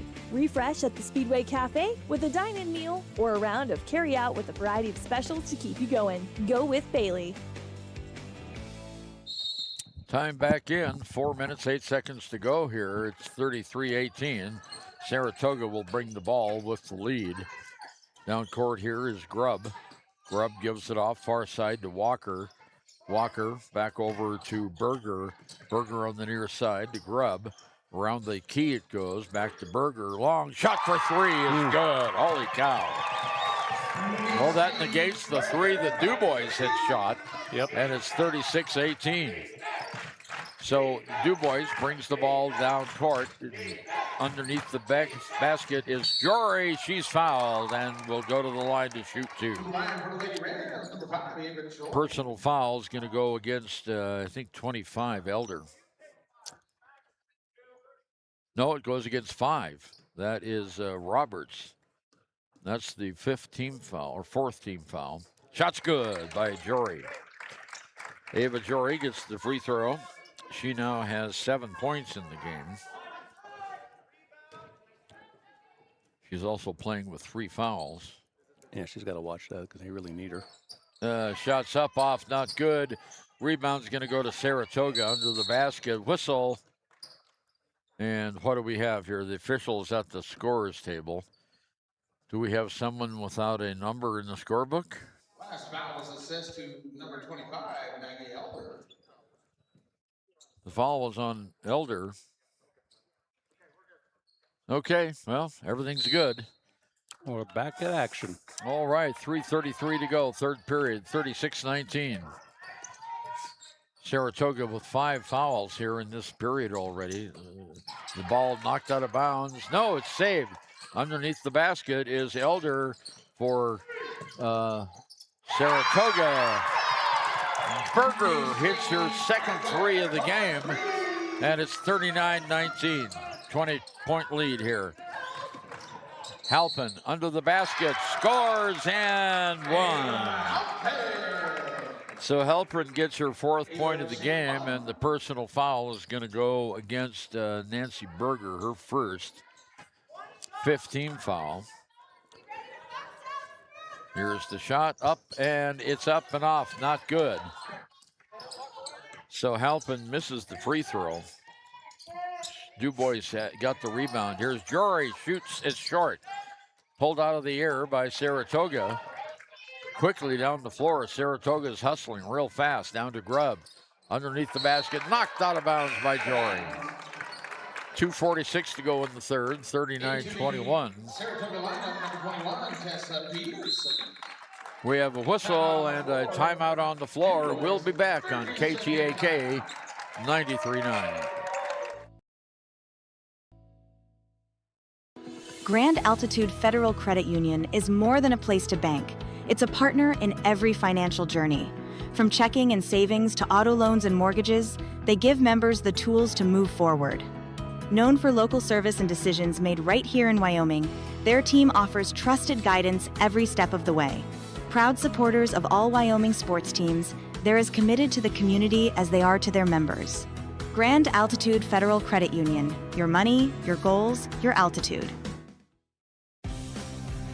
For more than 40 years, Porter's Mountain View Supply has been serving central Wyoming with top brand name spas, stoves, fireplaces, and outdoor grills. With 2 locations in Riverton and Casper Plus financing available for your purchase, Porter's offers expert advice, quality products, and service along with maintenance. Porter's, your local spa, stove, and fireplace provider in Riverton at the corner of Sunset and North Federal.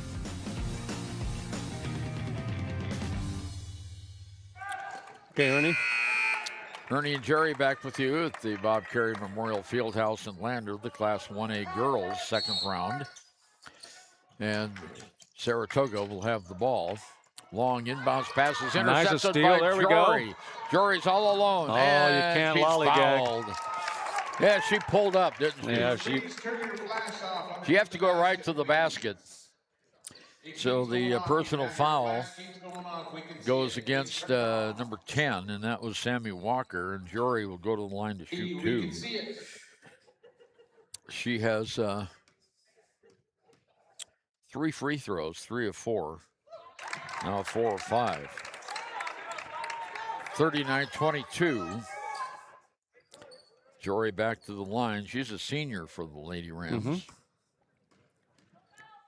Jory eyes the hoop, shoots, and drops it in. All right, no harm done. Took a little longer to get the basket, but yeah, when you're that far behind, you have to go with full intensity. Absolutely. Saratoga down court. There's Berger in the corner. It goes long cross-court pass to Grubb. Grubb back on top to Berger. Back to Grubb. Grubb in the corner has the ball knocked out of bounds. Nice play by Jory, and it'll stay with Saratoga. So taking it out is Elder. Looking for some help. Then she gets it in to Nice. Peterson. Underneath the basket, shots missed, and we have a held ball. And it'll go to Dubois. So the Rams will get the ball.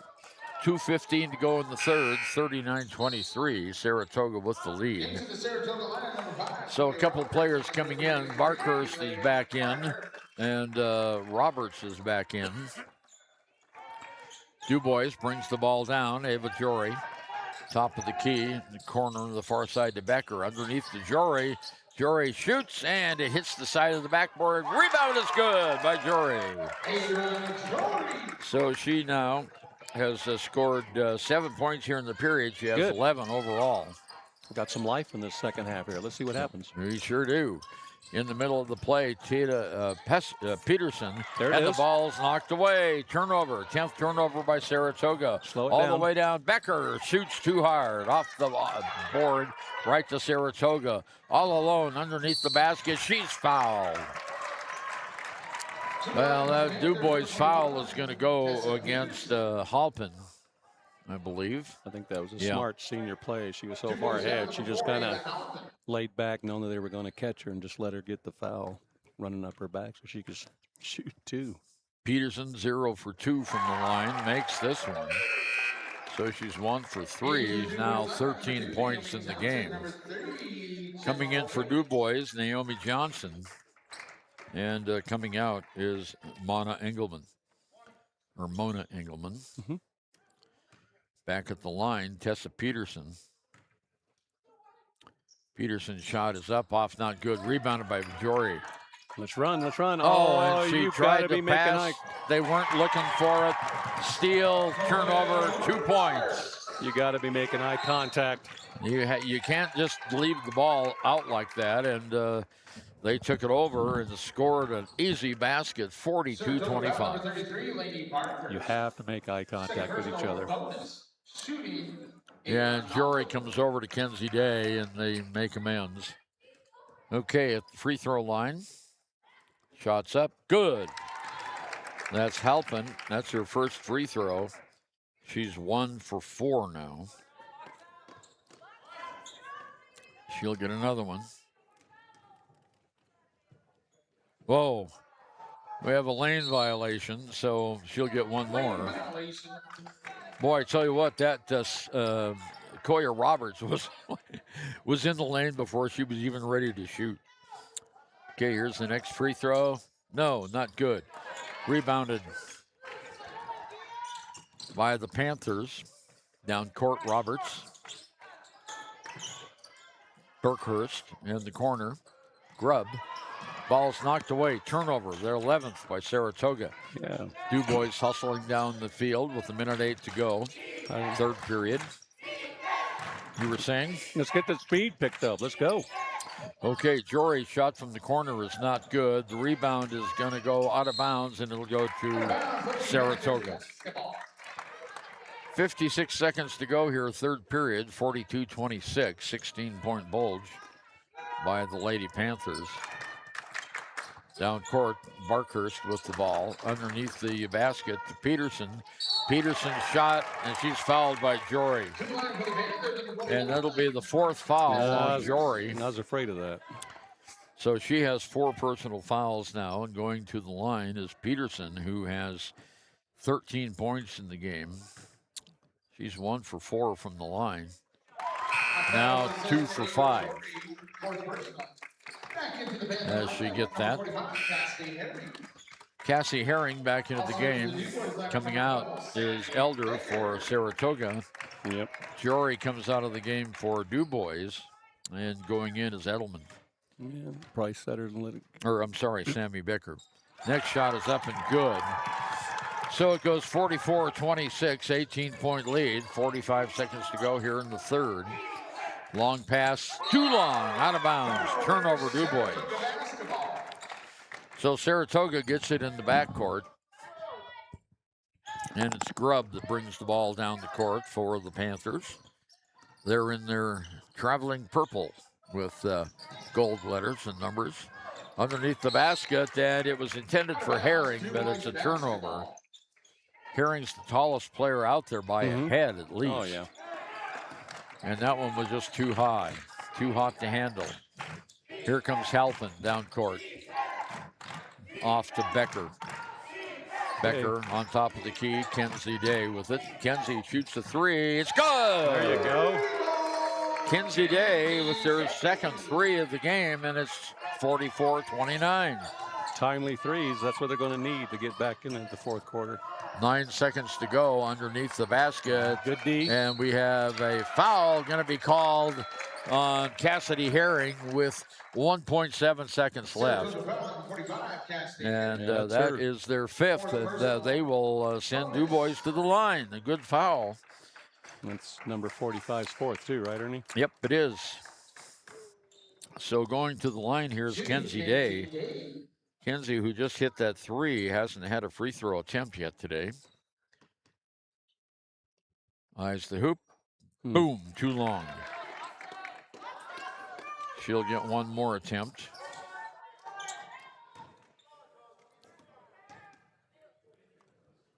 Shots up. Too long again. Oh. It bounces off. 1 second to go, and no one can get a shot off. So that's the end of 3 periods of play. And the score now is the Saratoga Panthers 44 and the Dubois Rams 29. Back in a minute on KTAK 93.9. Wyoglass wants to wish all the Lander Valley Tiger teams good luck this year. Wyoglass is locally owned and operated in Lander. They bleed green. Call or stop in today to get a quote on a window or get a quick fix on your window for a rock chip. Wyoglass is Lander. Arapahoe First is proud to support all Fremont County athletes. Just like the hard work you put into every game, we're here for tribal and non-tribal members alike. Wishing every athlete a season of strength and success. Call 307-463-4185 to discover what Arapahoe First can do for you. Head to Nana's Bowling and Bakery in Dubois for Family Fun Night. Now booking parties for all ages and occasions. To reserve your company, family, or birthday party, call 455-3660. Nana's Bowling and Bakery is proud to support Fremont County student athletes. Service Plumbing. Okay, Ernie, we're back here with the start of the final quarter for one of these teams. Ava Jory, leading scorer for Dubois with 11. Sammy Becker has 7. Kenzie Day has 6. And Ayla Halpin has 5 in the game. Leading scorer is Tessa Peterson. She has 15. Sammy Walker, just Peterson with 15. So Saratoga has the ball to start the final 8 minutes of play. And here's Barkhurst. Dribbles behind her back, stops in the lane, travels. 13th turnover. And we have what? She got hit in the teeth pretty hard. Oh, that's Becker got hit in the teeth. How in the world did that happen? Okay, coming in is Maddie Baker. And Becker comes out. Okay, here we go. Dubois Berger has the ball, brings it into the forecourt. Left-hand side, off it goes to Baker. Baker in the middle, turn around, Johnson, she can't shoot. Underneath the basket, layup up and good. Let's go. By Halpin. So now only 13-point lead, 44-31. 7:20 to go. I'm sorry, Ernie. You get it down under 10, you got life. That's right. There's a shot up, and it bounces around for Grubb, and she gets her first basket of the game. And it goes 46-31, 15-point lead. Dubois quickly down the floor. Here's Kenzie Day. Gives it off to Halpin. Shot's good for 3. Boy, that's a first 3 for Halpin, and it's 46-34. 12-point lead. Rams are coming back. Here we go. Underneath the basket, Grubb. Grubb kicks it outside in the corner. Underneath the basket to Roberts. Shots up and good by Herring. That's her first points of the game. Dubois coming back down. Baker with it. Baker underneath, throws it away. Turnover. Was trying to hit Kenzie Day, but here we go. All the way down, 2 points. Well, that was a backbreaker for Dubois. Now it's 50-34, back to 16. The Rams did have it down to 12. Here's Kenzie Day. You just have to focus, you have to watch where you're throwing the ball. Kenzie Day in the corner. Underneath it goes to Naomi Johnson. Her shot's off, not good. Saratoga gets the rebound. 6 minutes to go in the game. 50-34. Saratoga dribbling the ball on the right side outside. Barkhurst goes into Peterson. Peterson can't shoot. Roberts will, and it's off, not good. Dubois gets the rebound, knocked away. No, it's Saratoga saves it from going out of bounds. Underneath the ball, there's a shot up and not good. Dubois gets the rebound on the miss by Herring. Let's go. We got a run here, ladies. Kenzie Day brings it down court. Johnson with it. Now to Baker underneath the basket. Johnson now turnover. Dubois, their 15th. Peterson all the way down. Traveled with the ball. Well, that's a break for Dubois.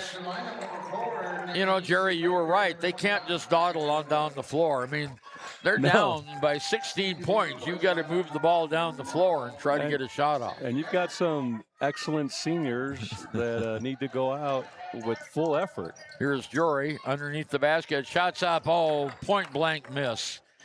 And Herring almost steps out of bounds. Saratoga gets the rebound. 5 minutes to go in the game. In the corner, there's Johnson. Here's a long one by Roberts. It's off, not good. Dubois. And we have a tied up ball, and it will stay with Saratoga. 4:48 to go, 16-point lead by Saratoga. And just a minute, Official is checking something at the scorer's table. I think it's making sure the direction of the possession arrow. No, it should be Dubois' ball. Okay. Well, she's busy eating a sandwich down there. They're paying attention to the game. It's nice that they volunteer and give all their time. So, yeah. But still, if you're going to volunteer, you got to pay attention to what's going on in the game. Turnover by Dubois. Well, you got... You know, and I totally understand it because I've volunteered so many times at basketball games and things like that, but you just can't let your interest wane for a second. There's a shot up. 3 ball. Well, that kills it for Dubois. Are we going to call it now? It's a little early with 4.5 minutes left. Yeah, the 53-34, 19-point lead. Well, we know Dubois has shooters. Yeah, here we go. There's the shot up, off, not good. Rebound by Saratoga. Outlet pass, 2-on-2 break for the Panthers. Shots up, no, not good. Tip is up, no, and a foul on Dubois. Personal foul goes against Halpin. That's her third. And the first team foul of the fourth period at the line is Maggie Elder. Oh, we got timeout here. Okay, timeout Saratoga. 4:11 to go, 53-34. We'll be back after this. Fremont County for both new construction and repairs. For a bid on your next plumbing project, bring your plans to Service Plumbing, 201 Webwood Road in Riverton. Service Plumbing, proud to support our Fremont County athletes. Men have a way of doing things. A man has his way of eating, of exercising, of keeping his hands warm, and of straightening up. So, when a man faces a serious life problem like divorce, depression, or suicidal thoughts, shouldn't a man have a way to deal with that too? Well, now he does. I'm Dr. Rich Mahogany. Visit me at mantherapy.org. Riverton Blodorn Lumber is proud to support youth sports. Experience the Blodorn difference. Quality products, design, delivery, and expert service. Blodorn Lumber, 1202 North Federal in Riverton. Blodorn Lumber. All right, Ernie, we're back here with 4:11 left, and we got to see a buku bunch of energy from the Dubois Rams. Yeah, charging down the mountainside. Dubois down 53-34. They had it down to 12 here a couple of minutes ago. At the free throw line now is Maggie Elder. Shot is not good, so she'll get one more. She's 1 for 5. Yeah. From the free throw line. The Saratoga Lady Panthers are going to miss number 45 and 21. They're 2 seniors for next year for sure. Shot is not good. Dubois comes away. Ava Jory with the rebound. 4 minutes. We're halfway through the fourth period of play. Dubois has to pick up the pace here. For sure. Kenzie Day. Day on the near side. There Jory. Oh, there's shots and air ball. Well, she wasn't set for that shot, and it just flew off her hand. But It was with speed and, and determination. That's what we need. Okay, Roberts on the far side outside gives it to Berger in the middle. Herring underneath the basket, back out on top now to Berger. Far side outside. Elder back to Berger in the middle. Herring now back over to Berger. Shots up, no. Rebound goes to Saratoga. Oh, that was a vicious rebound. Yeah. And a foul called on Dubois, unfortunately. And it is the last. So Ava Jory's basketball season is over. She falls out with 3:19 to go and has 11 points. Season and high school career, right? She is a senior. That's it. Nice job, Ms. Jory. And there's a ball knocked away, picked up by Saratoga. Bounce pass far side goes to Berger. Near side Roberts. Bounce pass out of bounds. Turnover. The head coach just looked up at the rafters in disbelief.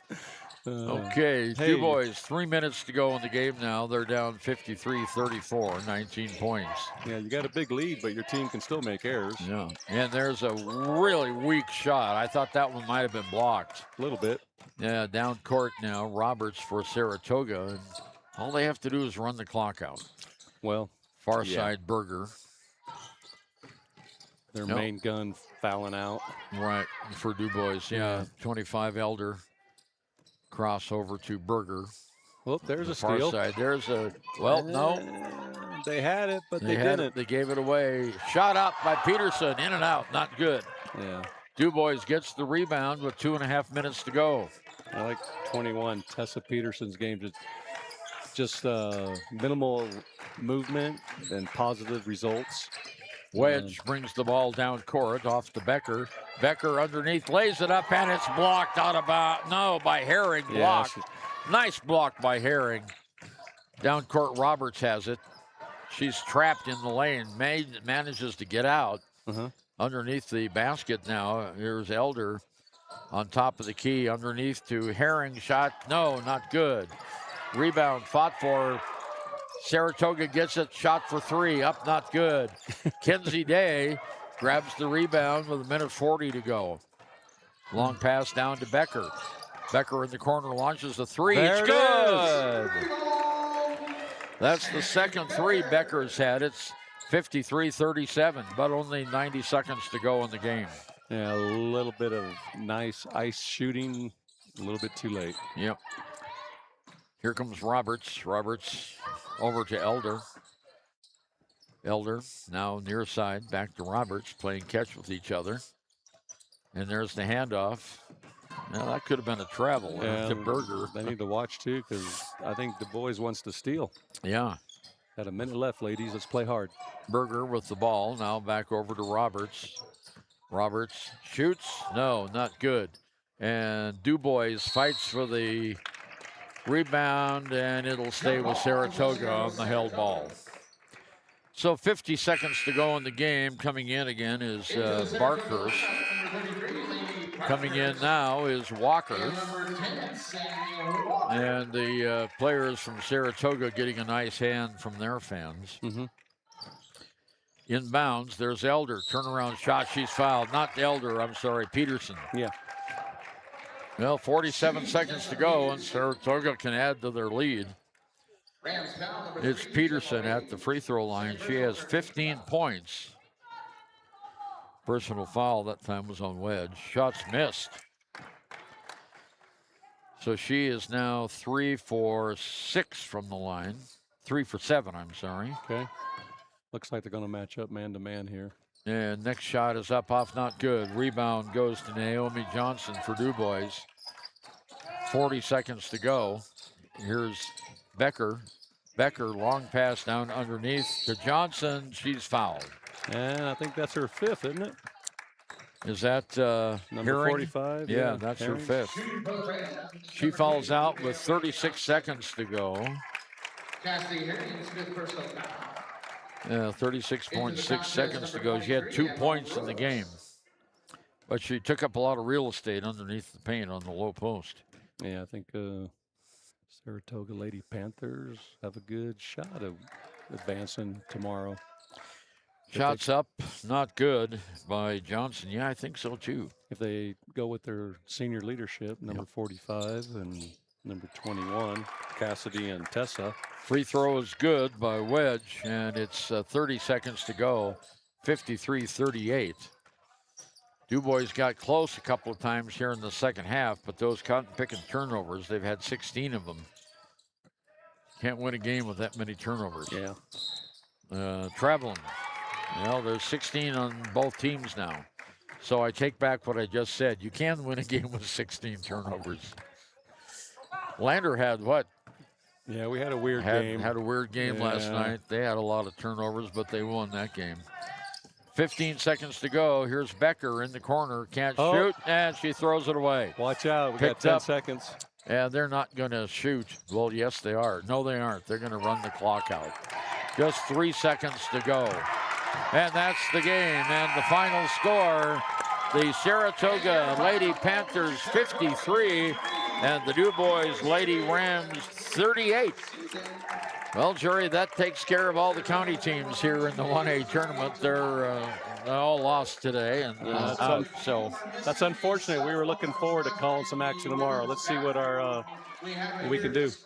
Only 9 points in that quarter by Saratoga, and we had 38. So we had, let's see, 2, 5, 6, 7, 8, 9 in the game. So both teams had 9 points in that period. A little slow like the first quarter. Yeah, well, we'll be back with the final scoring roundup and a look at how this tournament goes after we take this time out on KTAK 93.9.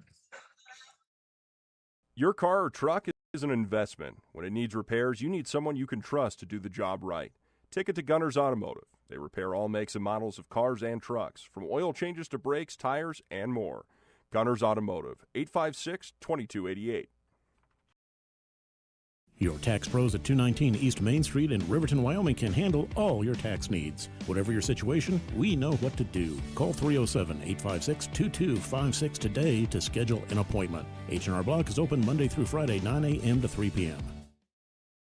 Okay, Ernie, we're back here, and sad to say that our 1A broadcasting experience for the year 2026 might be coming to an end. Well, it sure has, with Dubois being eliminated today. Dubois had a pretty good second half. They scored 27 points, and unfortunately, the Saratoga Panthers matched that. Yeah, so, for sure. Our final score is Saratoga 53, Dubois 38. For Saratoga, let's total up the totals here. Haley Grubb had 2 points, 9 points by Neri Berger, who had 3 trays in the game, 5 points by Koya Roberts. Then we go down to 15 points for Tessa Peterson. She was the high scorer. 6 points by Emma Brooks, 7 points by Maggie Elder, and 5 points by Lene Barkhurst, and 2 points by Cassidy Herring. So let's see, they had 3, 6, 8 players in the scorebook. Dubois, on the other hand, only had 4. We had 8, 10 points here by Halpin. Ava Jory fouled out with 3 minutes to go. She had 11, 6 points in the game by Kenzie Day, and 10 points. So 3 players in double figures, but only 5 players scored for Dubois, as opposed to 8 by Saratoga. Yeah. So we had Jenna Wedge with, Naoma Johnson with 1 point. Ayla Halpin had 10. Ava Jory had 11. Kenzie Day 6. And Sammy Baker had 10. Turnovers 16 for both teams. At the end of the first period, it was 14-4 Saratoga. It was 29-11 at halftime, 44-29 at the end of the third period of play, and our final 53-38. Again, our thanks to Kevin Shields, the general manager of the radio, for giving us the opportunity to do these games at the 1A regional tournament. Also want to thank, I think we had Nash back at the studio, and I think we had Leanne. I'm not sure who else. We had some new phone numbers I wasn't aware of. Maybe Kirk was back there helping us out today as well. We appreciate your help back at the studio. But for us, basketball is over until the regional tournaments coming up. We'll go, Lander broadcast will be in Lovell this coming Thursday, Friday, and Saturday. And that's going to be it for basketball here in Lander today. Again, our final score, Saratoga comes up with a 53-38 win over the Dubois Lady Rams. This is Ernie Over speaking on behalf of Jerry. Much more. Thank you for joining us on the radio this afternoon. Everyone have a good afternoon. Drive safely. And I guess we'll see you next time on the radio somewhere down the road. Yeah, I'm looking forward to it. Thursday for sure. Okay. Good afternoon, everyone. Be safe. Cheers. In Riverton knows that sports bring our community together, from Friday night lights to weekend tournaments. They're proud to cheer on our local athletes and support the teams that give us so much to root for. At 407 East Main, you'll find something special for everyone. Timeless pieces, unique gifts, and a selection worth exploring. Stop in, discover the perfect treasure, and know you're supporting a business that supports local sports. Where community and sparkle shine side by side. Call 307-857-2789 today. Take the next step in higher education at Central Wyoming College. Offering 2- and 4-year degree programs in a variety of fields, Central Wyoming College is transforming lives and strengthening communities through learning, leadership, and connection. Visit Lander Gambles to make your home feel like new. They will beat any competitor's price. Stop by to speak to one of the sales agents or visit LanderGambles.com. Lander Gambles will help you find the perfect product that fits your budget and lifestyle. Lander Gambles, 420 Main Street, Lander, Wyoming. B&M Septic and Excavation offers prompt professional service. Call them today for